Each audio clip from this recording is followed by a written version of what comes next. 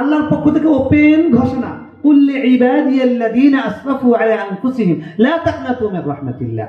আমার বান্দাদেরকে আপনি ক্লিয়ার বলে দেন, তুই কত গুনাহ করছিস, কত গুনাহ তুই করতে পারিস, তোর গুনাহ করার রেঞ্জ কত দূর আছে। শুনে যা, তোর গুনাহ করার রেঞ্জ যত দূর, তার থেকে হাজার হাজার হাজার কোটি গুণ আমার ক্ষমার রেঞ্জ আছে। তুই শুধু চা ক্ষমা, আমি তোকে ক্ষমা করি।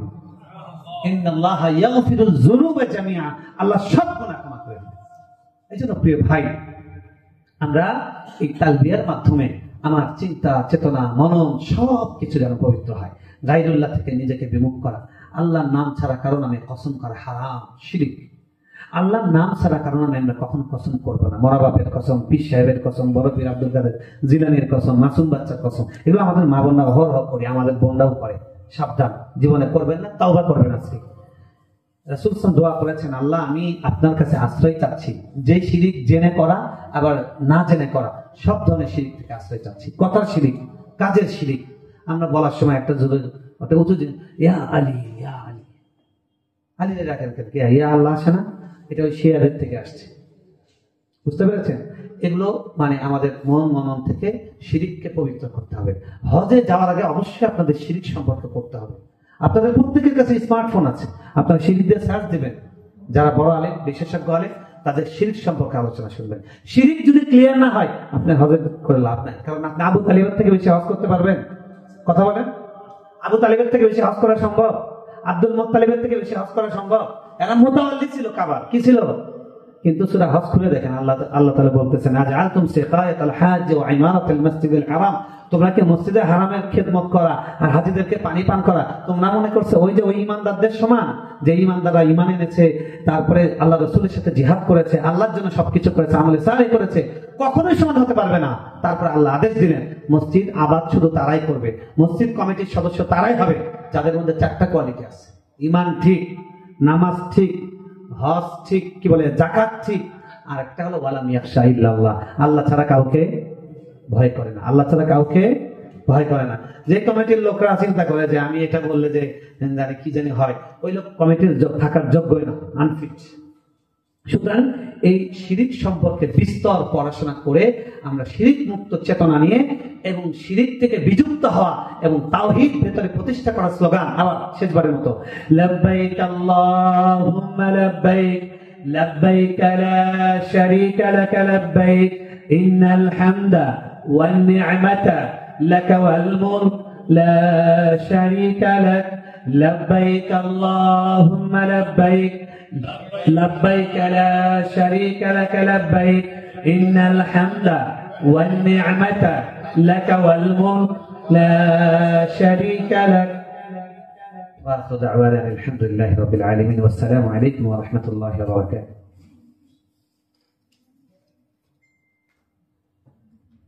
جزاك الله حسنا الجزاء. حضرت के তিনার মূল্যবান আলোচনা পেশ করার জন্য অশেষ অশেষ শুকরিয়া। আসলে হজ প্রশিক্ষণ তো একদিনই হয় না, এটা হলো একটা প্রেরণা দেওয়া হয়, উৎসাহ দেওয়া হয়, সেটা ওইদিকে যেতে হবে। ইকরা বিসমি রাব্বিকাল্লাযী খালাক। হজের আগে আমাকে হজ করতে হবে, হজের আগে আমাকে স্টাডি করতে হবে। আমরা বেশি না করতে পারলে ওই ছোট্ট 2টা বই যদি আমরা পড়ি, অন্তত আমরা হজের মধ্যে যে গালাগালি মারামারি করি এগুলোর থেকে অন্তত আমরা মানে জবানকে হেফাজত করতে পারবো। এই বইটা অল্প সময় আমি দেখছি যতটুকু, প্রত্যেকটা হাজিকে আগে এই বইটা অন্তত মুখস্থ করে ফেলার দরকার। এখানে বইটা আল কাবলার পক্ষ থেকে দেওয়া হচ্ছে। আর একটা ছোট্ট বই, এত কিছু আমরা পারবো না। আর দোয়ার বেলা বলা হয়েছে যে দোয়া আমি মুখস্থ করতে পারি না, একটা দোয়াই শুধু মুখস্থ, তলবিয়া যেটা এটা মুখস্থ, আর বাকিগুলো আমরা বাংলা দিয়ে পড়তে পারবো। আমি যে দোয়া যেটাই চাই মনে চাই সেটা আমি আমার নিজের ভাষা দিয়ে আমি পড়বো। কিন্তু হজে যাওয়ার আগে যে আমাদের সময়টুকু আছে, এই সময়টুকু একটা রুটিন করে বাই রুটিন আমাকে কিছু জিনিস পড়তে হবে। যেমন হজের ফরজ কয়টা, ওয়াজিব কয়টা, সুন্নাতে মুআক্কাদা কয়টা, তারপরে হজের নিষিদ্ধ জিনিস কি কি কাজ করলে হজ ভেঙে যায়, এগুলো জানা যাওয়ার দরকার, জানা থাকার দরকার। না হলে দেখা যাবে অজান্তে আমার হজ ভেঙে গেল, হজ হইল না। উমরার এরকম হজ ফরজ কয়টা, ওয়াজিব কয়টা, এই জিনিসগুলো মুখস্থ করে নাও। কোন কি কি কাজ করা নিষিদ্ধ। এই জন্য আমরা এদিকে খেয়াল রাখবো। এই পর্যায়ে আলোচনা নিয়ে আসছেন মুফতি মোহাম্মদ ইকবাল হুসাইন সাহেব, ইমাম স্কয়ার ইলেকট্রনিক্স লিমিটেড ওইখানের ইমাম। ওনার আলোচ্য বিষয় হচ্ছে মক্কা শরীফের ফজিলত। হযরতকে তার মূল্যবান আলোচনা পেশ করার জন্য সবিনয় অনুরোধ করছি। আর এর পূর্বে আমরা আলহামদুলিল্লাহ বলে আমরা যিনাকে বারবার দেখেছি, আলহাজ হযরত মাওলানা মুফতি মোহাম্মদ আব্দুল মতিন সাহেব দামাত বরকাতুহুল আলিয়া, যিনার সাথে আমি হজ করেছি, উমরা করেছি। তার সাথে হজ করলে আর কিছু শিখা লাগে না, ওখানে সব শিখিয়ে দেয়, এরপর আমাদের পড়তে হয়। তো ওনার কাছ থেকে আমরা পরিশেষে লম্বা আলোচনা শুনবো। আমরা এই জন্য মানসিকভাবে প্রস্তুতি নিতে থাকি। হযরতের আলোচনা পেশ করার জন্য সবাই অনুরোধ করছি।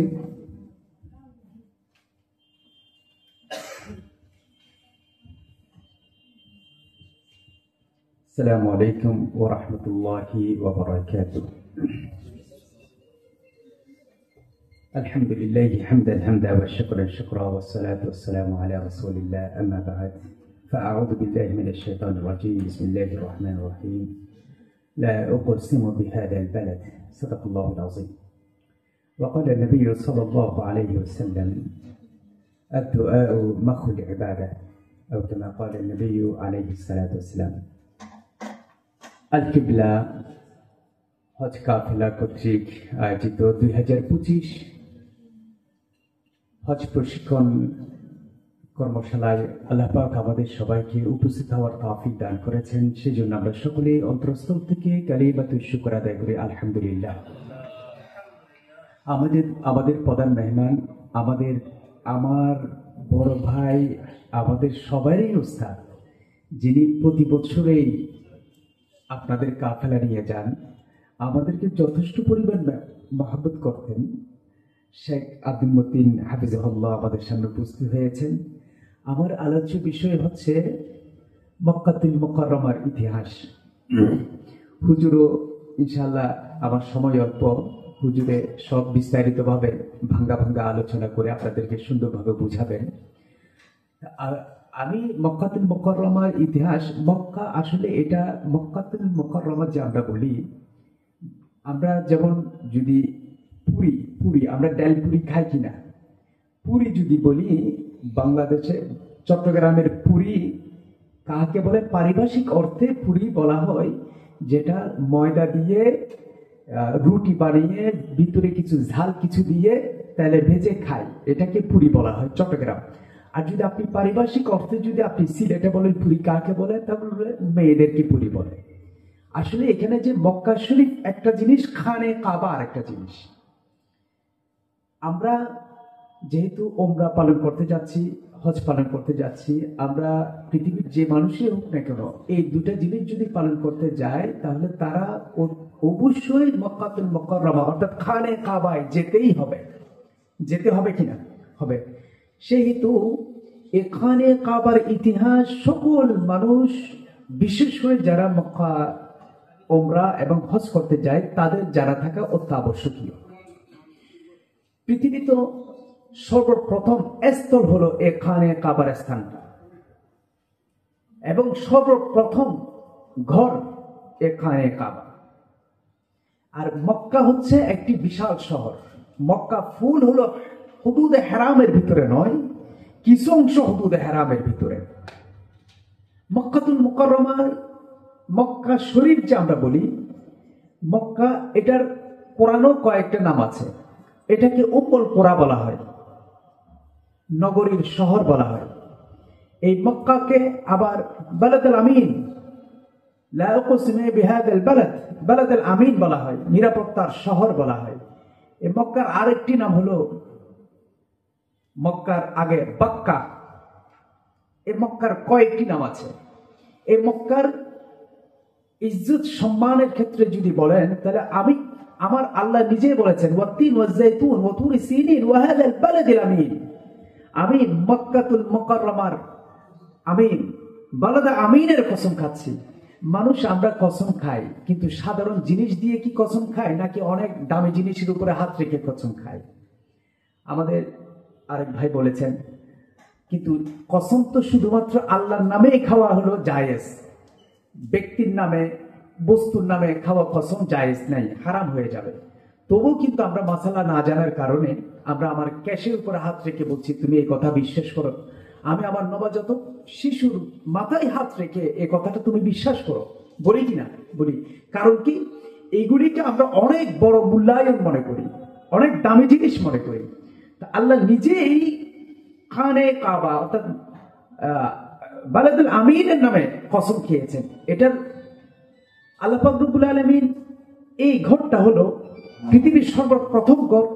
আল্লাহ নবী বলেছেন দাজ্জাল দু হারামাইন ছাড়া সব জায়গায় পা রাখতে পারবে, দু হারামাইনের মধ্যে দাজ্জাল পৌঁছতে পারবে না। সুবহানাল্লাহ। এই মক্কাতুল মুকাররমায় আল্লাহ আমাদেরকে নিয়ে যাচ্ছেন। মক্কাতুল মুকাররমার নিদর্শন বলতে অনেক কিছু আছে। মাকাম ইব্রাহিম, এই মাকাম ইব্রাহিম, হযরত ইব্রাহিম আলাইহিস সালাম সর্বপ্রথম যখন এই খানে কাবা নির্মাণ হয়, সর্বপ্রথম এই খানে কাবা নির্মাণ করেন ফেরেশতা জিবরাইল আলাইহিস সালাম। এরপরে হযরত আদম আলাইহিস সালাম করেছেন, এরপরে হযরত নূহ আলাইহিস সালাম করেছেন। প্লাবনে নূহ আলাইহিস সালামের সময় এই খানে কাবা মাটির নিচে চলে যায়, চিহ্ন থাকে না। হযরত ইব্রাহিম আলাইহিস সালাম আর ইসমাইল আলাইহিস সালামকে যখন জবাহ দেওয়ার পরে আল্লাহ হুকুম করেছেন এখন তুমি খানে কাবা নির্মাণ করো, আমার একটা ঘর নির্মাণ করো। হযরত আদম ইব্রাহিম আলাইহিস সালামকে আল্লাহ পাক রব্বুল আলামিন সব দীর্ঘ লম্বা প্রস্তর উচ্চতা সব ম্যাপ তিনাকে দিয়ে দিয়েছেন। আল্লাহর দিক নির্দেশন অনুযায়ী ওই খানে কাবা 4টা পাহাড়ের পাথর দিয়ে নির্মাণ করেন। সুবহানাল্লাহ। কয়টা পাথর? 4টা পাথর। তুর পাহাড়, সিনা পর্বতের পাহাড়, হ্যাঁ, জাবালে নূরের পাহাড়, এরকম 4টা পাহাড়ের পাথর দিয়ে এখানে কাবা নির্মাণ করেন। তখন কিন্তু তিনি আল্লাহকে বলছেন, আল্লাহ আমার তো মন চাই এই পাথর দিয়ে এখানে কাবা নির্মাণ করব, কিন্তু কিভাবে আমি এখানে নিয়ে আসবো? আল্লাহ বলছেন, ইব্রাহিম তুমি শুধু আমার কাছে দোয়া করবা, যখন যেটা প্রয়োজন আমি বাতাসের মাধ্যমে তোমার কাছে পাথর পৌঁছে দেবো। সুবহানাল্লাহ। তিনি এভাবে নিজের হাতে মিস্ত্রি ছিলেন হযরত ইব্রাহিম, আর যুগালি ছিলেন কে? হযরত ইসমাইল আলাইহিস সালাম। উভয় জনে বাপ বেটা দুজনে মিলে খানে কাবা নির্মাণ করা শুরু করলেন। এই খানে কাবা নির্মাণ করার পর কিছু দূর উপরে যখন উঠে, আল্লাহ তো বলে দিয়েছেন মনে করেন 30 ফিট উপর করতে হবে, বেচারা তো 7 ফিটের উপরে তো যায় না। তখন আল্লাহকে বলে, আল্লাহ আমার তো আপনার যে 30 ফিট পর্যন্ত নিয়ে যাওয়ার ইচ্ছা আছে, কিন্তু আমি তো আর পারছি না। তখন আল্লাহ বলতেছে, ও জিব্রাইল তুমি যাও, এই জান্নাত থেকে পাথরটা নিয়ে আমার ইব্রাহিম আলাইহিস সালামের কাছে নাও। ইব্রাহিম আলাইহিস সালামের কথা অনুযায়ী এই পাথর কাজ করবে। সুবহানাল্লাহ। সেটা হলো মাকাম ইব্রাহিম, জান্নাতের পাথর। ইব্রাহিম আলাইহিস সালাম সেই পাথরে উঠলেন। এই পাথরকে যখন বলেছেন ডানে যাও, ডানে গিয়েছে, বামে যাও, বামে, সামনে পিছনে সব কাজ এই পাথরের মাধ্যমে আল্লাহ পাক রব্বুল আলামিন করিয়েছেন। এই পাথরকে ওইখানের মধ্যেই আপনাদের জন্য কিয়ামত তক ওখানে স্থাপিত অবস্থায় থাকবে, এবং ওই পাথরের পিছনে ওই জায়গাটাও দোয়া কবুলের স্থান। দেখবেন হাজী সাহেবরা ওই জায়গার মধ্যে দোয়া করতেছে। তো মাকাম ইব্রাহিম এটি একটি মুসলমানদের ঐতিহ্য। আর মক্কাতুল মুকাররমার কত ধরনের প্রত্যেকটা জায়গায় কিতাবের মধ্যে এসেছেন। আমি রিসেন্টলি হজ করে এসেছি, উমরা হজ। আমি যখন হুদুদে হারাম পার হই, হুদুদে হারাম পার, তখন হুদুদে হারামের আগে আমার হাজী ভাইদেরকে বলেছি আপনারা সুবহানাল্লাহ বলেন। সুবহানাল্লাহ বলছে, 5 সেকেন্ড পর আমি আবার বললাম আপনারা আবার সুবহানাল্লাহ বলেন। তারও বলেছে সুবহানাল্লাহ। আমাদের 5 সেকেন্ড আগে সুবহানাল্লাহ আর 5 সেকেন্ড পরের সুবহানাল্লাহর মধ্যে কত পার্থক্য জানেন? কি সময় কিন্তু সমান, কষ্ট সমান হয়েছে, কিন্তু সওয়াবের ক্ষেত্রে এত বেশি পার্থক্য হয়ে গেছে। 5 সেকেন্ড আগে সুবহানাল্লাহ আল্লাহ পাক রব্বুল আলামিন আমার আপনাদের আমলনামায় 1 লক্ষ সুবহানাল্লাহর সওয়াব দান করেছেন। সুবহানাল্লাহ। আর 5 সেকেন্ড পরের সুবহানাল্লাহ হুদুদে হারামের পরে হুদুদে হারামের পরে যে স্থান, ওখানে আমরা সুবহানাল্লাহ পড়েছি, এক সুবহানাল্লাহ এক সওয়াব, এক সুবহানাল্লাহ সওয়াব। তো এই যে মক্কাতুল মুকাররমা হুদুদে হারামের ভিতরে, কিতাবের মধ্যে আছে, অনেকেই এই মত পোষণ করেছেন যে শুধু কানে, আমরা তো মনে করি বাইতুল্লাহর সাথে জামাত অংশগ্রহণ করলে 1 রাকাত 1 লক্ষ রাকাতের সওয়াব, তাই না? কিন্তু অনেকেই এটাও মত দিয়েছেন বাইতুল্লাহর সাথে নয়, শুধু হুদুদ হারামের ভিতরে যে কোনো মসজিদে যদি কোনো কেউ নামাজ পড়ে 1 রাকাতে 1 লক্ষ রাকাতের সওয়াব হবে। সুবহানাল্লাহ। এজন্য আমরা কোনোভাবে এই হজে যাচ্ছি, হুদুদ হারামের ভিতরে থাকাকালীন আমাদের সময় যেন কোনোভাবে কোনো ধরনের মিস না হয়, সেদিকে খেয়াল করবো তো ইনশাআল্লাহ। আসলে আমরা তো অনেকদিন ধরে এখানে আছি, দেখি এই জায়গার মধ্যে শয়তান আমাদেরকে খুব সমস্যা করে। গিয়ে বসাক আয়াত, আমার ভাই বলেছিলেন কোরবানি করা। এখানে কোরবানির আরেকটা অর্থ হচ্ছে, আপনি চাইলে অনেক কিছু করতে পারবেন, কিন্তু না করে আপনি সবর করেন, এই সবরটাই হলো আপনার কোরবানি। আপনি হজে যাচ্ছেন, এমনি তো 7 লাখ 7.5 লাখ, আবার কোরবানি দিবেন 20,000 20,000, কয়টা দিবেন আপনি? আবার ওখানেও যে কোরবানি দিবেন, আপনি এখানে মা বাবাকে রেখে এসেছেন, মা বাবাও কোরবানি দিবে না, তাহলে দেখেন আপনার কোরবানি তো ওখানেও হয়ে যাচ্ছে, এখানেও তো ব্যবস্থা করতে হচ্ছে। আসলে এখানে কোরবানি বলতে এটাই, আপনি অনেক কিছু করতে পারবেন, আপনার সময়ের কোরবানি হতে হবে, আপনার এই কষ্ট ক্লেশের কোরবানি দিতে হবে, এই হলো কোরবানি। এই জন্য দেখেন আমরা যত ধরনের ইবাদত আমাদের আছে, বুনিয়াল ইসলাম আলা খামসা, আন্না শাহাদাতান লা ইলাহা ইল্লাল্লাহ ওয়া আন্না মুহাম্মাদুর রাসূলুল্লাহ, ইকামাতিস সালাহ ওয়া ইতাইজ যাকাত ওয়াল হজ ওয়া সাওম রমাদান, তাই না? এখানে দেখেন 3টা ইবাদত হজ ছাড়া, কালিমা পড়ে মুসলমান হয়েছি, ইকামাতিস সালাহ নামাজ পড়ে, ওয়া ইতাইজ যাকাত যাকাত দি, ওয়াল হজ হজ বাদ দিয়ে, ওয়া সাওম রমাদান এই রমজান মাসে রোজা রাখি। এই বাকি 3 ইবাদতের মধ্যে আমরা কি বলি আল্লাহ সহজ করেন? বলি সহজ করেন নাই, কিন্তু হজের প্রত্যেকটি নিয়তের ক্ষেত্রে আপনার থেকে বলবে আল্লাহ ওমরা নিয়ত করেছে, আপনি আমাদের জন্য সহজ করেন, কারণ এটা হলো একটা কষ্টের বিষয়। হ্যাঁ, এই জন্য মক্কাতুল মুকাররমার ইতিহাস, রাসূলুল্লাহ সাল্লাল্লাহু আলাইহি ওয়াসাল্লাম যেই জাবালে নূরের মধ্যে ধ্যান করতেন, এই জাবালে নূর এটা এখন থেকে নয়, সেটা একদম আদিকাল থেকে আসছেন। বুখারী শরীফের প্রশ্নের মধ্যে আমরা লিখে, এখানে এই গুহার মধ্যে কেন রাসূলুল্লাহ সাল্লাল্লাহু আলাইহি ওয়াসাল্লাম ধ্যান করেছেন? কারণ এই গুহার মধ্যে হযরত আদম আলাইহিস সালাম ধ্যান করেছেন, এভাবে হযরত ইব্রাহিম আলাইহিস সালাম ধ্যান করেছেন, এভাবে বড় নবী রাসূলরা এই গুহার মধ্যে ধ্যান করেছেন। এই গুহার মধ্যে ধ্যান করতে গিয়ে খানে কাবা সামনে পড়ে, খানে কাবা কি পড়ে? সামনে পড়ে। এগুলি হলো সব মক্কাতুল মুকাররমার নিদর্শন। আপনারা জানেন হযরত প্রথম মানুষ দুনিয়ার মধ্যে আসেন আদম আলাইহিস সালাম। আদম আলাইহিস সালামকে আল্লাহ পাক রব্বুল আলামিন মক্কা কেন্দ্রিক অর্থাৎ আরব কেন্দ্রিক তিনাকে নামিয়ে দিয়েছেন আল্লাহ পাক রব্বুল আলামিন।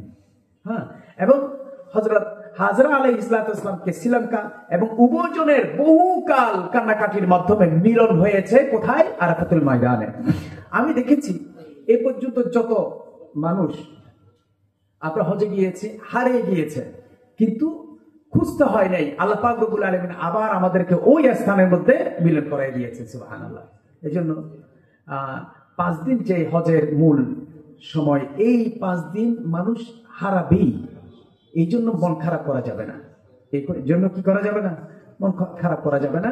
আমরা সবাই ইনশাআল্লাহ স্বতঃস্ফূর্ত ভাবে চেষ্টা করব, আল্লাহ যেন আমাদের সবাইকে হজ্জে মাবরুর নসিব করেন, বলেন আমিন।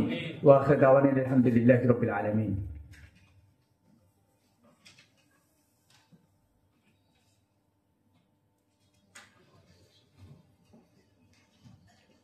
জাযাকাল্লাহ আহসানুল জাযা আলা খুতবাতিন ওয়াজিজা।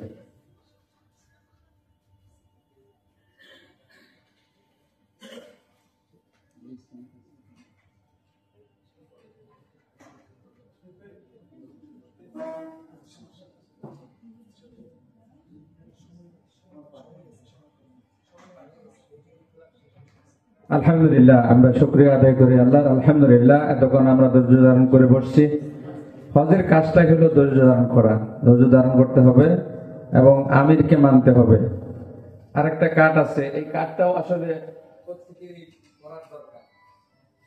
একটু পড়াশোনা করতে হবে, তাহলে হজের কাজ সুন্দর হবে, হজগুলো সুন্দর হবে। এই কার্ডটাও করার দরকার।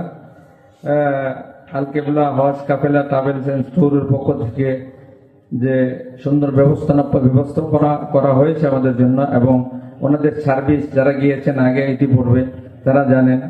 আমি আলহামদুলিল্লাহ গিয়েছি, তো এই জন্য আল্লাহর কাছে শুকরিয়া আদায় করি। আল্লাহ তাআলা এই হজ কাফেলাকে কবুল মঞ্জুর করুন, বলে আমিন। আমরা এতক্ষণ যার অপেক্ষায় ছিলাম, যিনার আলোচনার মাধ্যমে আমরা বুঝতে পারবো যে হজ জিনিসটা কি, বৃক্ষ তোমার নাম কি ফলে পরিচয়। ওনার আলোচনা আমরা খুব মনোযোগ সহকারে শুনবো, ধৈর্য হারাবো না, সময় মতো নামাজ হবে ইনশাল্লাহ। এই পর্যায়ে সার্বিক আলোচনা নিয়ে আসছেন হজের উপরে। যদিও 5 দিনের কথা বলা হয়েছে হজের, আমার মনে হয় যে সার্বিক আলোচনায় উনি করবেন, প্রতি বছর করে থাকেন। বিশিষ্ট ইসলামিক চিন্তাবিদ, বহু মাদ্রাসা সাইকুল হাদিস, এশিয়ান ইউনিভার্সিটির লেকচারার এবং বিভিন্ন সংস্থার পরিচালক, বিভিন্ন মাদ্রাসার পরিচালক, আসুন্নাহ ফাউন্ডেশনের পরিচালক, চেয়ারম্যান আলহাজ হযরত মাওলানা মুফতি আব্দুল মতিন মুজিবুল হক সাহেব দামাত বরকাতুহুল আলিয়া, হযরতকে ওনার মূল্যবান নসিহত পেশ করার জন্য সবিনয় অনুরোধ করছি। ফালিয়াতাফাদ্দাল মাশকুরা।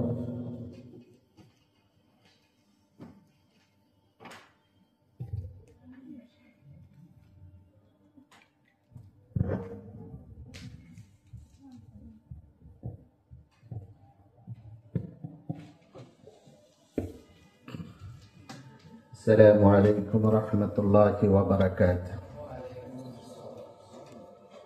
الحمد لله الواحد الأحد الفرد الصمد الذي لم يلد ولم يولد ولم يكن له كفوا أحد، ونشهد أن حبيبنا ومولانا محمدا عبده ورسوله الذي صرح للأمة أحكام الحج والعمرة، والصلاة والسلام عليه وعلى سائر الأنبياء والصالحين والذين اتبعوهم بإحسان إلى يوم الدين. أما بعد، فقد قال تبارك وتعالى: فمن تمتع بالعمرة إلى الحج فما استيسر من الهدي.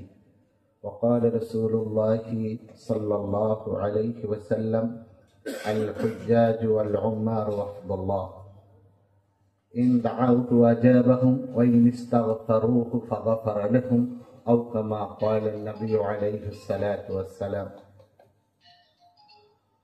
আল কেবলা হজ কাফেলা কর্তৃক আয়োজিত আজকের এই হজ প্রশিক্ষণ সবার সম্মানিত সভাপতি, উপস্থিত নায়েব রাসূল সেরতাজ হযরত উলামায়ে কেরাম, অনেক মুরব্বী যারা বহুবার হজ করেছেন, হাজী সাহেবান, এবং যারা এবারও হজে যাওয়ার জন্য আল্লাহর মেহমান হওয়ার জন্য নিয়ত করছেন, সেই সমস্ত হজ যাত্রীবৃন্দ, আমরা সর্বপ্রথম সেই মহান রব্বুল আলামিনের দরবারে অগণিত অসংখ্য শুকরিয়া আদায় করি, যিনি আমাদেরকে এবছর হজে যাওয়ার জন্য সমস্ত কার্যক্রমকে একরকম শেষ পর্যায়ে শেষ করার মতো তৌফিক দিয়েছেন। এই জন্য আল্লাহর শুকরিয়া আদায় করি, আলহামদুলিল্লাহ। বাকি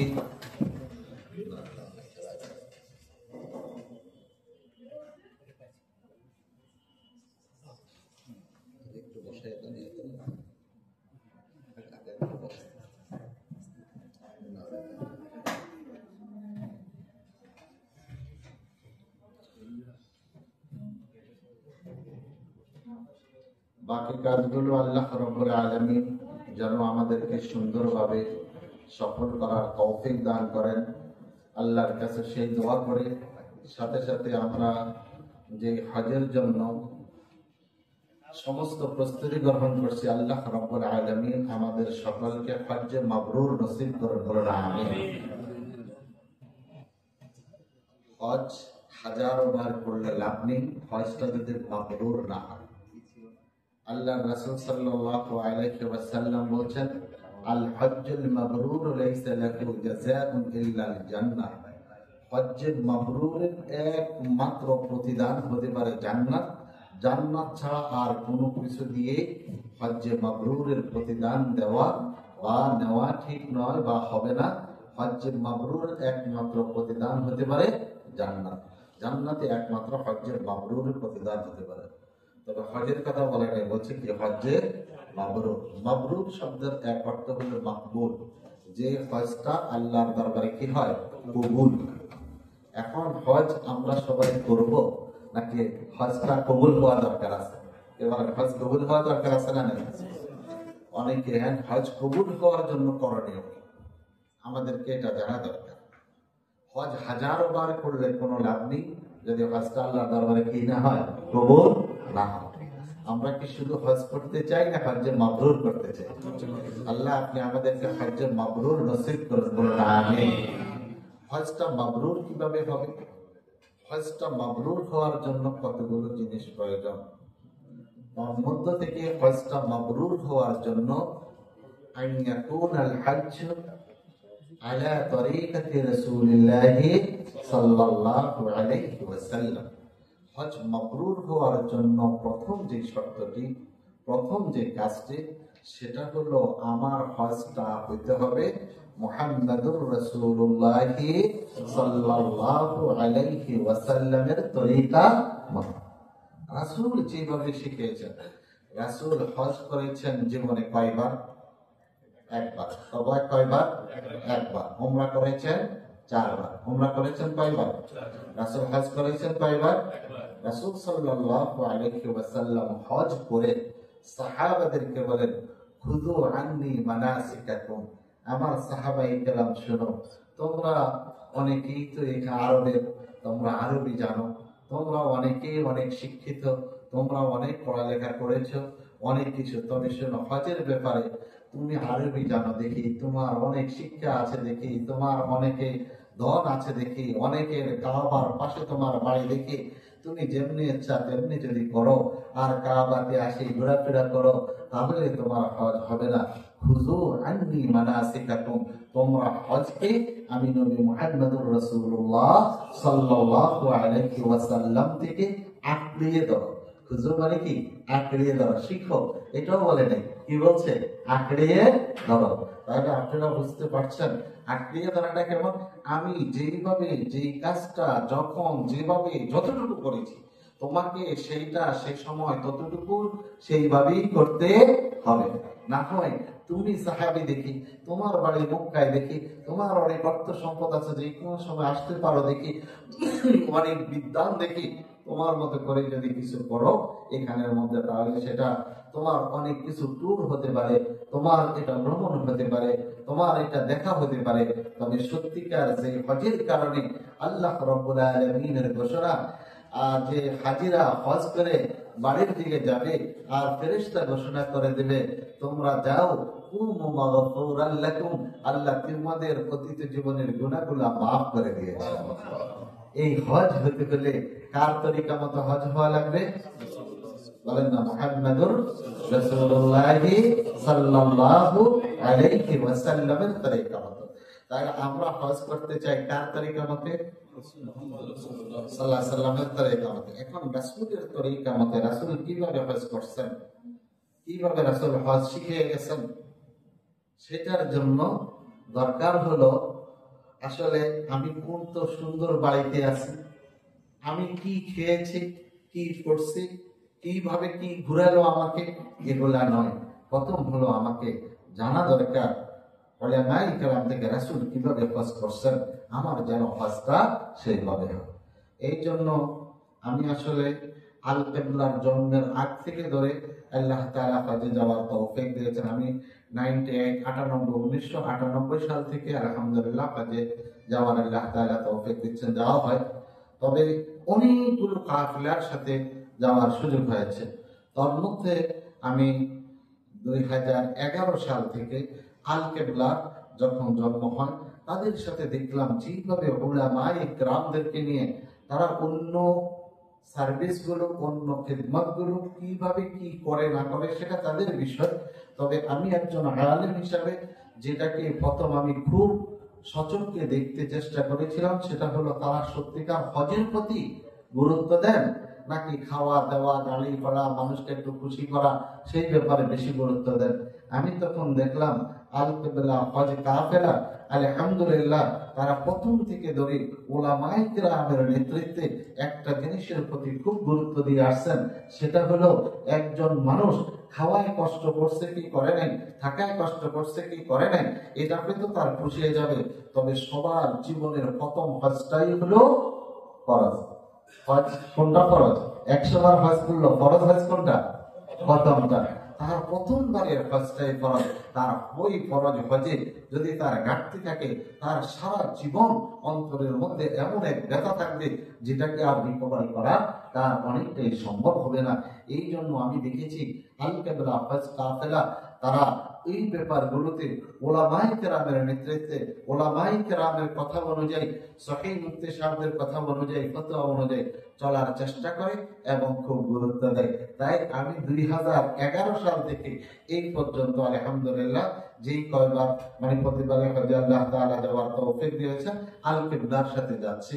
হয়তো এটা এরকম এই জন্য হতে পারে মাওলানা নিজাম সাহেব যদিও ব্যবসা করতে আসে দেখতে একটু ব্যবসায়ী মার্কা লাগে, উনিও একজন ভালো আলেম এবং হাফেজ, এবং ওনার ভাই ব্রাদার সবাই আলেম। তাদের চেয়ে বড় হলো ওনার আব্বা একজন বুজুর্গ বিশিষ্ট আলেম দ্বীন ছিলেন। তাদের গোটা পরিবারটাই হয়তো নাইবে রাসূলদের পরিবার হওয়ার কারণে তারা হজের প্রতি অন্য কিছু চিন্তা না করে তারা হয়তো হজটা যেন সুন্নতে তারিকা হয় সেই বিষয়টাকে গুরুত্ব দেয়। এই জন্য আমি যদিও ঢাকাতে থাকি, ঢাকাতে থাকার পরেও আমিও ওদের যদিও মূল কাফেলাটা তাদের অফিস চট্টগ্রাম, ঢাকা থেকেও অনেক মানুষ তাদের সাথে যায়, আমরা তাদের সাথে যাই। তো আমি চেষ্টা করব আজকে এখানে আমাদের আল কেবলার সেই প্রোপাইটার নিজামুদ্দিন সাহেব সহ ওনাদের অনেক এখানে অফিসার, ওনাদের পরিচালক এবং মজিদ ভাই সহ আরো যারা আছেন তারা এখানের মধ্যে আছেন। আমি সবার কাছে প্রথমে আবদারটা রাখবো আপনারা যেন নাকি আমাদের হজগুলো আপনাদের সাথে যায় অন্যান্য বছরের মতো বা তার চেয়ে আরো বেশি গুরুত্ব দিয়ে আমাদের হজটা যেন হজ্জে মাবরুর হয়, এর জন্য আপনারা আপ্রাণ চেষ্টা করবেন। আমরাও আমাদের সাধ্যতিক চেষ্টা করব যেন আমরা রাসূলুল্লাহ সাল্লাল্লাহু আলাইহি ওয়াসাল্লামের তরিকা মতো হজ করে হজটাকে হজ্জে মাবরুর করতে পারি। আল্লাহ আমাদেরকে তৌফিক দান করুন, আমিন। আমাদের সাথে আলহাজ আব্দুর রহিম মজুমদার সাহেব আছেন, রাজ গ্রুপ অফ কোম্পানির তারপরে যে সম্মানিত চেয়ারম্যান, উনি আমাদের সাথে আলহামদুলিল্লাহ বহুবার হজ এবং উমরাতে ছিলেন। উনি এর আগেও অনেকবার হজ করেছেন। আলহামদুলিল্লাহ উনি প্রত্যেকবারের জন্য বলে যে হুজুর ঠিক আছে আমরা আপনার সাথে যেতে চাই, তবে আল কেবলার মোটামুটি ছেলেগুলা খুব চেষ্টা করে। আমাদের হাসান ভাই আলহামদুলিল্লাহ কয়েকবার গিয়ে এবার বলতেছে আমাকে যে হুজুর আমি আমার পুরো ফ্যামিলি নিয়ে, আমাদের এখানে আপনারা অনেকজনই আছেন, অনেকবার গিয়েছেন। তো আমি ওনাদের কাছে প্রথমেই আমার আলোচনার প্রথমেই বলবো আমাদের হজটা যেন কি হয়, হজ্জে মাবরুর হয়, এর জন্য ওরা যেন কি করে আপ্রাণ চেষ্টা করে। আর আমরাও চেষ্টা করবো কি করবো না, কি বলেন? হজকে ওদের কাজ না আমাদের কাজ। এখন আমাদের কথা হলো আমরা হজ করবো না হজ্জে মাবরুর করবো? বলেন কি করবো? আমার সাথে কথা বলেন। হজ্জে মাবরুর বলেন কি? মাবরুর আরবি শব্দ আমরা সবাই বলতে পারি, বলেন হজ্জে মাবরুর। আমাদের হজটা হজ্জে মাবরুর কিভাবে? আপনারা জানেন হজ 3 প্রকার। হজ কয় প্রকার? বলেন হজ কয় প্রকার? আমারটা আসলে একটু ক্লাসের মতো, আমরা একটু কথা বললে কষ্ট হবে না তো মুরব্বিদের? আমরা একটু বুঝার জন্য, এবং আপনাদের অনেকে প্রশ্ন থাকতে পারে বিভিন্ন কথার উপরে, বিভিন্ন বই পড়েছেন বিভিন্ন। আমি আপনাদের কাছে বলবো আপনারা অনেকে প্রশ্ন যদি থাকে একটু নোট করে রাখেন, আমরা শেষে দিয়ে টু দা পয়েন্ট সেটার উপরে ইনশাআল্লাহ যেন প্রশ্নগুলোর উপরে আমরা আলোচনা করলে একজনের প্রশ্ন দ্বারা আমাদের অনেকের জন্য কি হয়ে যেতে পারে, ক্লিয়ার হয়ে যেতে পারে, বিষয়টা পরিষ্কার হতে পারে। এই জন্য আমি বলবো যাতে নাকি একটু কাগজ কলম প্রয়োজন হয় আমাদের আল কেবলার ভাইয়েরা যারা আছেন ওনাদের আমাদেরকে একটু কাগজ কলম দিল ভালো হবে এবং আপনাদের প্রশ্নগুলো রাখবেন। আর আমরা একটু আলোচনা করি, হজ কয় প্রকার? এক নাম্বার হলো হজ্জে ইফরাদ। হজ্জে ইফরাদ হলো হজের মৌসুমে, হজের সময়। হজের সময় কোনটা? আল্লাহ তাআলা বলেন আল হজ্জু আশহুরুম মা'লুমাত ফামান ফারাদা ফীহিন্নাল হজ্জ ফালা রাফাতা ওয়ালা ফুসুকা ওয়ালা জিদালা ফিল হজ্জ। আল্লাহ বলেন হজের জন্য আমি নির্দিষ্ট কিছু রাখছি, সময় রেখেছি, কয়েকটা মাস। সেটা হলো কোনটা? শাওয়াল, যুলকাদ, যুলহিজ্জা। এই মাসগুলোকে বলা হয় কি? হজের মাস। আল্লাহ এই যে নাকি হজের মাস, এই হজের মাসগুলোর মধ্যে হজের নিয়ত, শুধু হজের নিয়তে, কোনো উমরা করবে না, শুধু কি করবে? হজ করবে। এটাকে বলা হয় হজ্জে ইফরাদ, মানে শুধু হজ। আরেকটা হলো হজ্জে কেরান। কেরান শব্দের অর্থ মিলিয়ে দেওয়া।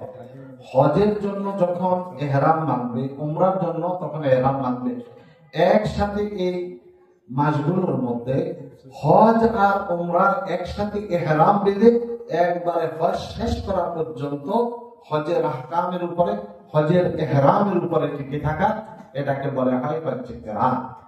হজ আর উমরার কি করা? একসাথে ইহরাম করা। আর আরেকটা হলো হজ্জে তামাত্তু। আরেকটা হলো কি? হজ্জে তামাত্তু। তাহলে একটা হলো হজ্জে ইফরাদ, আরেকটা হলো হজ্জে কিরান, আরেকটা হলো হজ্জে তামাত্তু। তামাত্তু শব্দের অর্থ হলো উপকৃত হওয়া। হজের মৌসুমে সে উমরাও করবে, হজও করবে। হজ উমরা করে সে কি হয়ে যাবে? স্বাভাবিক হয়ে যাবে, হালাল যাকে বলে, অর্থাৎ স্বাভাবিক ড্রেস পরে স্বাভাবিক চলাফেরা করবে। হজের সময় আবার হজের জন্য ইহরাম বেঁধে হজ আদায় করবে। হজের দিনগুলোতে তার হজও হবে এবং কি হবে? তার উমরাও হবে। দুইটা জিনিস দ্বারাই সে কি হলো? উপকৃত হলো একই সফরে। এটাকে বলা হয় হজ্জে তামাত্তু। আল্লাহর রাসূল এইটা করার প্রতি উম্মতকে বেশি উৎসাহিত করেছেন। এই জন্য অনেকে বলে যে হজ্জে তামাত্তুটি উত্তম। আমাদের বাংলাদেশ থেকে আমরা যারা সাধারণত যাই, আমরাও চাই জীবনে আবার যাইতে পারি না না পারি, এই জন্য একই সফরে হজও করব, উমরাও করব। আবার একবারে হজের প্রথম থেকে ধরে যাওয়ার শুরু থেকে ধরে উমরা নিয়ে থাকা কঠিন। কেরান করলে এটা কঠিন হয়ে যাবে, তখন একটু ভুল হয়ে গেলে আরো কঠিন সমস্যা হবে। তখন এই জন্য আবার মধ্যখানে আমি উমরা করে হালাল হয়ে গেলাম, এরপরে আবার হজের সময় হজের ইহরাম বেঁধে নিলাম, এটাকে বলা হয় কি? হজ্জে তামাত্তু। তাহলে হজ তিন প্রকার: হজ্জে ইফরাদ, হজ্জে কেরান, হজ্জে তামাত্তু। আমরা যারা বাংলাদেশ থেকে যাব বা এখানে আমরা যারা আছি, বাংলাদেশের অধিকাংশ হজ, আমরা এখানে যারা আছি আমার মনে হয় অধিকাংশ বা হইতে পারে প্রায় সবাই, আমরা কোন হজটা করবো? হজ্জে, বলেন হজ্জে, যেন আমাদের উমরাও হয়, আমাদের কি হয়? হজও হয়। তাহলে আমরা কোন হজটা করতে যাচ্ছি? আমার সাথে একটা কথা বললে ভালো হবে। কোন হজটা করতে যাচ্ছি? হজ্জে তামাত্তু। আবার বলেন হজ্জে তামাত্তু। তো হজ্জে তামাত্তু মানে কি? আমার একই সফরে, একই বছর হজের সময়ের মধ্যে হজও হবে, উমরাও হবে। দুইটা দ্বারে আমি কি হব? উপকৃত হব। তাহলে এখন আমরা বুঝলাম আমরা যে হজটা করতে যাচ্ছি এটার নাম হলো কি? হজ্জে। হজ্জে তামাত্তুর মধ্যে তাহলে আমরা বুঝলাম কয়টা জিনিস আছে? বলেন কয়টা জিনিস আছে? একটা হলো কি? উমরা, আরেকটা হলো হজ। একটা হলো উমরা, আরেকটা হলো হজ। এটা হলো কি? হজ্জে তামাত্তু। তাহলে আমাদের হজের মধ্যে কয়টা জিনিস থাকবে? দুইটা। একটা হলো কি? উমরা, আরেকটা হলো কি? হজ। এখন আমাদের জানা দরকার যে আমরা প্রথম কি হজ করবো, পরে উমরা করবো, না আগে উমরা করবো, না পরে হজ করবো, অথবা পদ্ধতিটা কি, বা রাসূল এর জন্য কিভাবে বলেছেন, কি বলেন? তাহলে আমাদের হজের নাম হলো হজ্জে। আমাদের হজের মধ্যে কয়টা জিনিস? একটা হলো উমরা, আরেকটা হলো হজ। এই দুইটার মধ্যে প্রথম করা হবে উমরা। প্রথম কোনটা করা হবে? তারপরে হজের সময় করা হবে কি? হজ। তাহলে প্রথম কোনটা করবে? উমরা। এখন আমরা প্রথম একটু আলোচনা করি আপনাদের জন্য সংক্ষেপ হওয়ার জন্য। উমরা শব্দ, উমরা কিভাবে করতে হবে, হজ্জে তামাত্তুর উমরাটা কিভাবে করতে হবে। হজ্জে তামাত্তুর উমরা উমরা করার জন্য যে কোনো উমরা ফরজ হয়েছে, কতগুলা জিনিসকে বলা হয় ফরজ, কতগুলা জিনিসকে বলা হয় ওয়াজিব, কতগুলা জিনিসকে বলা হয় কি সুন্নাত। এটা আমরা যে কোনো আমলের মধ্যে, ইবাদতের মধ্যে দেখি। তো ফরজ মানে কি, যার কোনো একটু ভুলেও যদি ছুটে যায়, ইচ্ছাকৃত না, ভুলেও যদি কি করে ছুটে যায়, তাহলে সে আমলটা আর হয় না। তাহলে হজ মানে কি, মানে উমরা ফরজ মানে কি, যেটা অতীব গুরুত্ব, ভুলেও ছুটা যাবে না, ভুলেও কি করা যাবে না। যদি নাকি ভুল করে যদি কিছু ছুটে যায়, পুরা নয় কিছু ছুটে যায়, তাহলে আমার আর হজটা হবে। তাহলে বিষয়টা কত সিনসিয়ার হওয়া দরকার, কত গুরুত্ব দেওয়া দরকার, কত সাবধান হওয়া দরকার। কি বলেন, গুরুত্ব দেওয়া দরকার আছে না নাই? আমি এত টাকা পয়সা খাও, কষ্ট কৃষ্ট চার করছে, যদি আমার হজের একটা ফরজের সামান্য কিছু যদি ভুলি ছুটে গেল, তাহলে আমার আর হজ হবে না। তাহলে যদি নাকি আমার ভুলে নয়, আমার অবহেলায় যদি চলে যায়, তাহলে তো তাও আরো আমাদের জন্য কষ্টকর।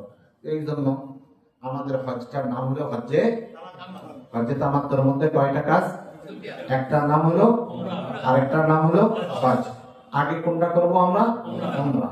এখন উমরার মধ্যে কিছু জিনিস হলো ফরজ, কিছু জিনিস হলো কি ফরজ, মানে অতীব গুরুত্বপূর্ণ, অর্থাৎ যা ভুলেও ছাড়া যাবে না। ভুলে ছাড়লেও আমার কি হবে না, হজ। তাহলে এটার প্রতি আমার গুরুত্বটা কম না বেশি? অনেক বেশি। এখন যদি কেউ যায়, আরে ঘর কত সুন্দর সেটার জন্য চেষ্টা করলো, আর এখানে এই ব্যাপারে একটু কি করলো, অলসতা করলো।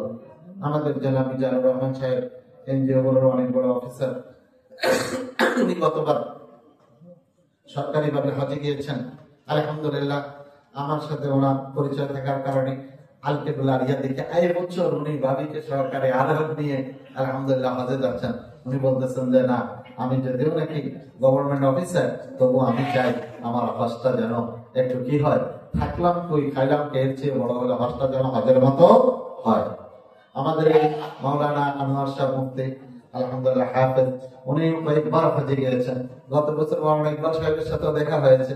আলহামদুলিল্লাহ, আলিকেবুল্লাহ শুধু এখানে নয়, প্রতি মুহূর্তে তারা হাজিদেরকে হাতে ধরে ধরে ফরজ কাজগুলো করাইতে চান, কাজগুলো করাইতে চান এইভাবে যেন তার হজের কাজের মধ্যে কোনো প্রকারের ত্রুটি না হয়। তাহলে আমাদের উমরার মধ্যে কিছু কাজ আছে কি ফরজ, কিছু কাজ আছে কি ফরজ, মানে কি অত্যন্ত গুরুত্বপূর্ণ, ভুলেও ছাড়া যাবে না।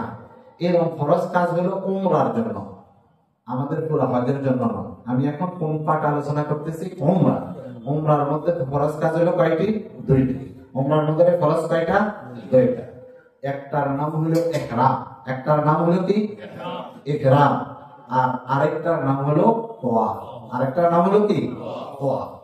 তাহলে বলেন উমরার ফরজ কয়টা? দুইটা। একটার নাম হলো কি ইহরাম, আরেকটার নাম হলো কি তাওয়াফ। তাহলে উমরার ফরজ কয়টা? দুইটা। একটার নাম হলো কি ইহরাম, আরেকটা হলো। তাহলে আমরা কি বুঝলাম এগুলা ফরজ মানে কি?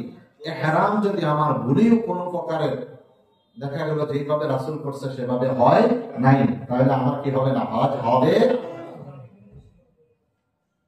তাওয়াফ যেভাবে রাসূল করতে বলছে সেভাবে যদি না হয়, তাহলে আমি যত টাকাই খরচ করি আর একবারে জমজম কলক টাওয়ারের একবার উপরেই থাকি, তাহলে আমার কোনো কি নাই, লাভ। তাহলে উমরার ফরজ কয়টা? একটার নাম হলো ইহরাম, আরেকটার নাম হলো কি। এখন আসেন ইহরাম কাকে বলে, কিভাবে করতে হয়, ইহরামের নিয়মটা কি, ইহরাম কখন করব, আমাদেরকে খুব গুরুত্ব দেওয়া হয়। আমরা যারা হজে যাই, আমাদের সাথে মা বোনেরা আছেন আর আমরা পুরুষরা আছি, তাহলে আমরা দুইভাবে ইহরামের মধ্যেও তার আহকাম বিধিবিধান পুরুষদের জন্য একরকম এবং যারা পুরুষ তাদের জন্য আরেক রকম। তাহলে এখানে মা বোনদের জন্য একটু সামান্য কিছু ভিন্ন আছে, পুরুষদের জন্য কিছু কি আছে, ভিন্নতা আছে। আপনারা নিজেরাও ওখানে গেলে লক্ষ্য করবেন, অনেক মা বোনদের কাছে এই প্রশিক্ষণগুলো ঠিকভাবে না থাকার কারণে মা বোনেরা পুরুষদের মতো কি করছে, চলছে। আবার পুরুষরাও অনেকটা না জানার কারণে ইহরামের ব্যাপারে অনেকটা সে কি হচ্ছে, একবারে তার মধ্যে অনেকটা অবুঝ মনা নিজের মতো করে চলছে। আসলে আমার মতো চললে হবে না, আমার হজটা হইতে হবে কার মতে, মুহাম্মদুর সাল্লাল্লাহু আলাইহি সাল্লামের তরিকা মতে, না হলে হজ হবে, হজ্জে মাবরুর হবে। তাহলে আমাদের ইহরামের মধ্যে তাহলে আমি বলছিলাম মা বোনদের জন্য বিধিবিধানটা কিছুটা কি আলাদা, আর পুরুষদের জন্য কিছু কি আলাদা। আমি তাহলে একটু পুরুষদের কথাটা আগে একটু বলে নিই, তারপরে মা বোনদের কথাটাও বলছি।